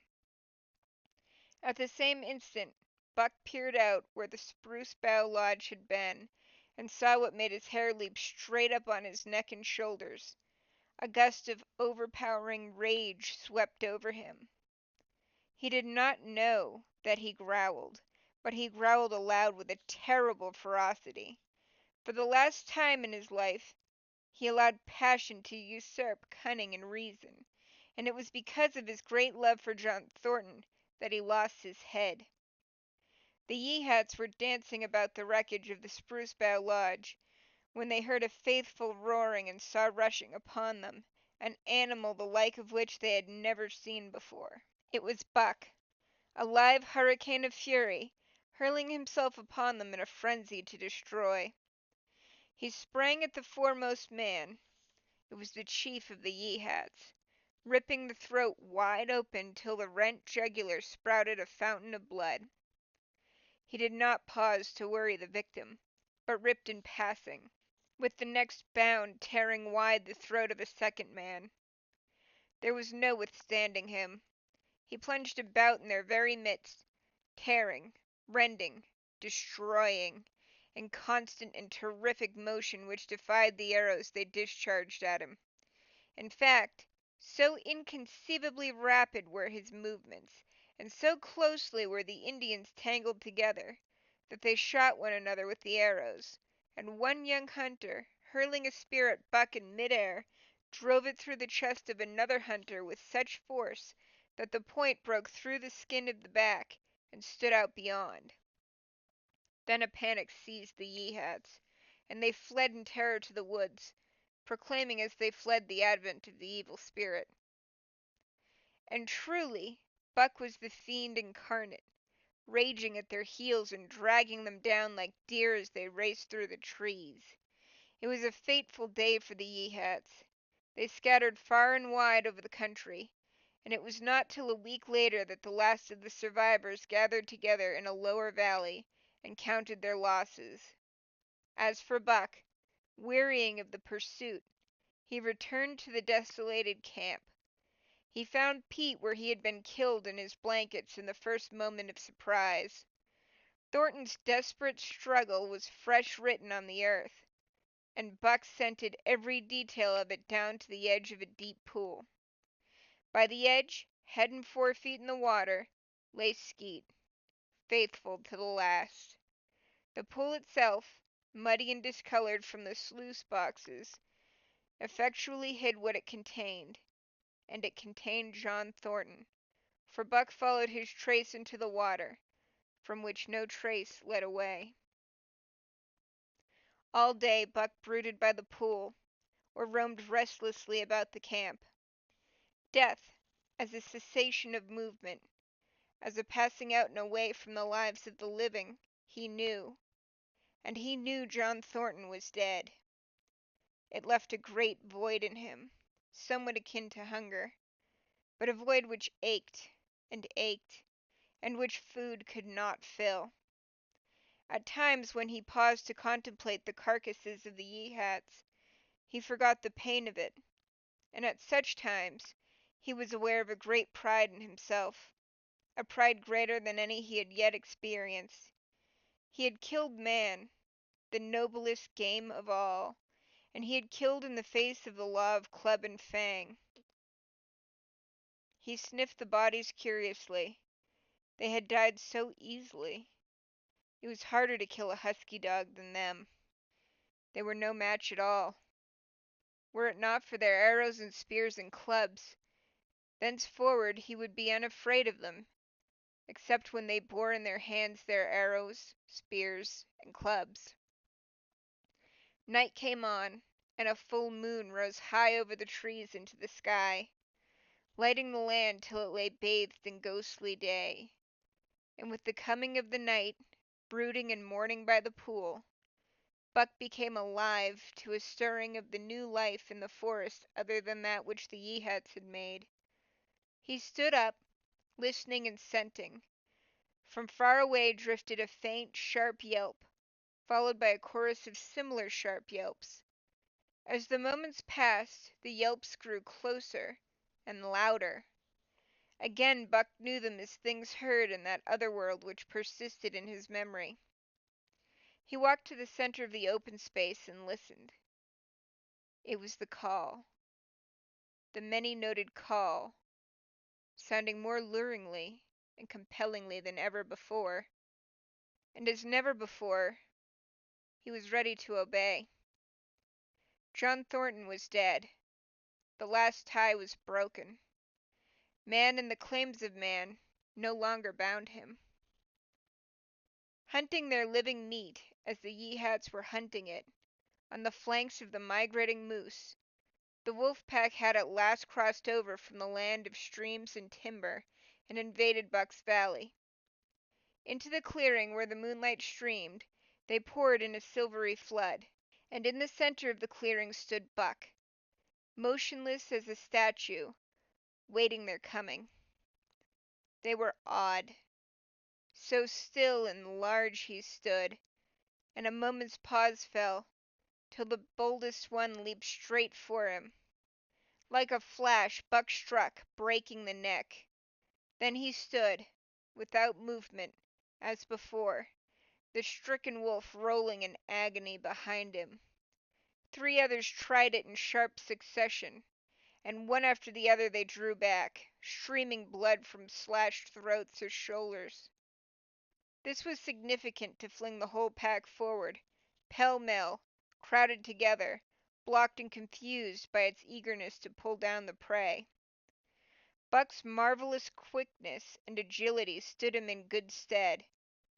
Pivoting on his hind legs and snapping and gashing, he was everywhere at once, presenting a front which was apparently unbroken, so swiftly did he whirl and guard from side to side.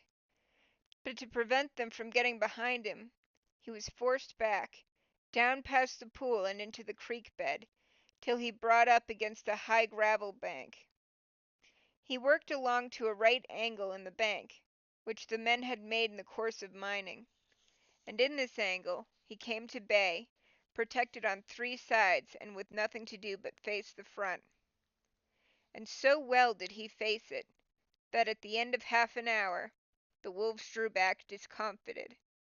The tongues of all were out and lolling, the white fangs showing cruelly white in the moonlight.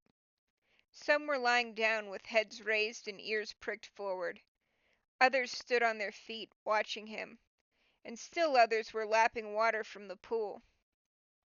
One wolf, long and lean and gray, advanced cautiously, in a friendly manner, and Buck recognized the wild brother with whom he had run for a night and a day. He was whining softly, and as Buck whined, they touched noses. Then an old wolf, gaunt and battle-scarred, came forward.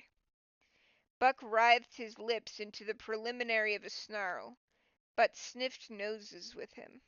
Whereupon the old wolf sat down, pointed nose at the moon, and broke out the long wolf howl. The others sat down and howled, and now the call came to Buck in unmistakable accents. He too sat down and howled. This over, he came out of his angle, and the pack crowded around him, sniffing in half-friendly, half-savage manner. The leaders lifted the yelp of the pack and sprang away into the woods. The wolves swung in behind, yelping in chorus, and Buck ran with them, side by side with the wild brother, yelping as he ran. And here may well end the story of Buck. The years were not many when the Yeehats noted a change in the breed of timber wolves, for some were seen with splashes of brown on head and muzzle, and with a rift of white centering down the chest. But more remarkable than this, the Yeehats tell of a ghost dog that runs at the head of the pack. They are afraid of this ghost dog, for it has cunning greater than they, stealing from their camps in fierce winters, robbing their traps, slaying their dogs, and defying their bravest hunters. Nay, the tale grows worse. Hunters there are who fail to return to the camp, and hunters there have been whom their tribesmen found with throats slashed cruelly open, and with wolf prints about them in the snow, greater than the prints of any wolf. Each fall, when the Yeehats follow the movement of the moose, there is a certain valley which they never enter, and women there are who become sad when the word goes over the fire of how the evil spirit came to select that valley for an abiding place. In the summers there is one visitor, however, to that valley, of which the Yeehats do not know. It is a great, gloriously coated wolf, like, and yet unlike, all other wolves.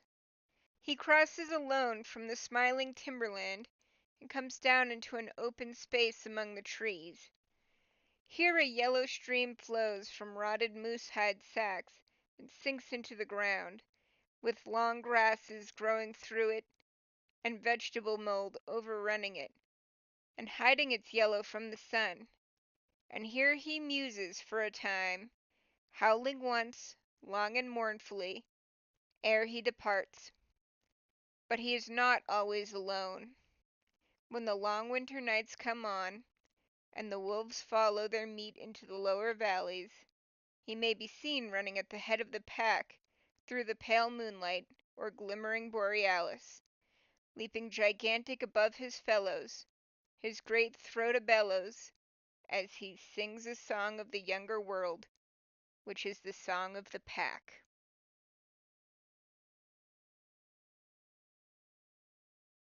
He was mastered by the sheer surging of life, the tidal wave of being, the perfect joy of each separate muscle, joint, and sinew, in that it was everything that was not death.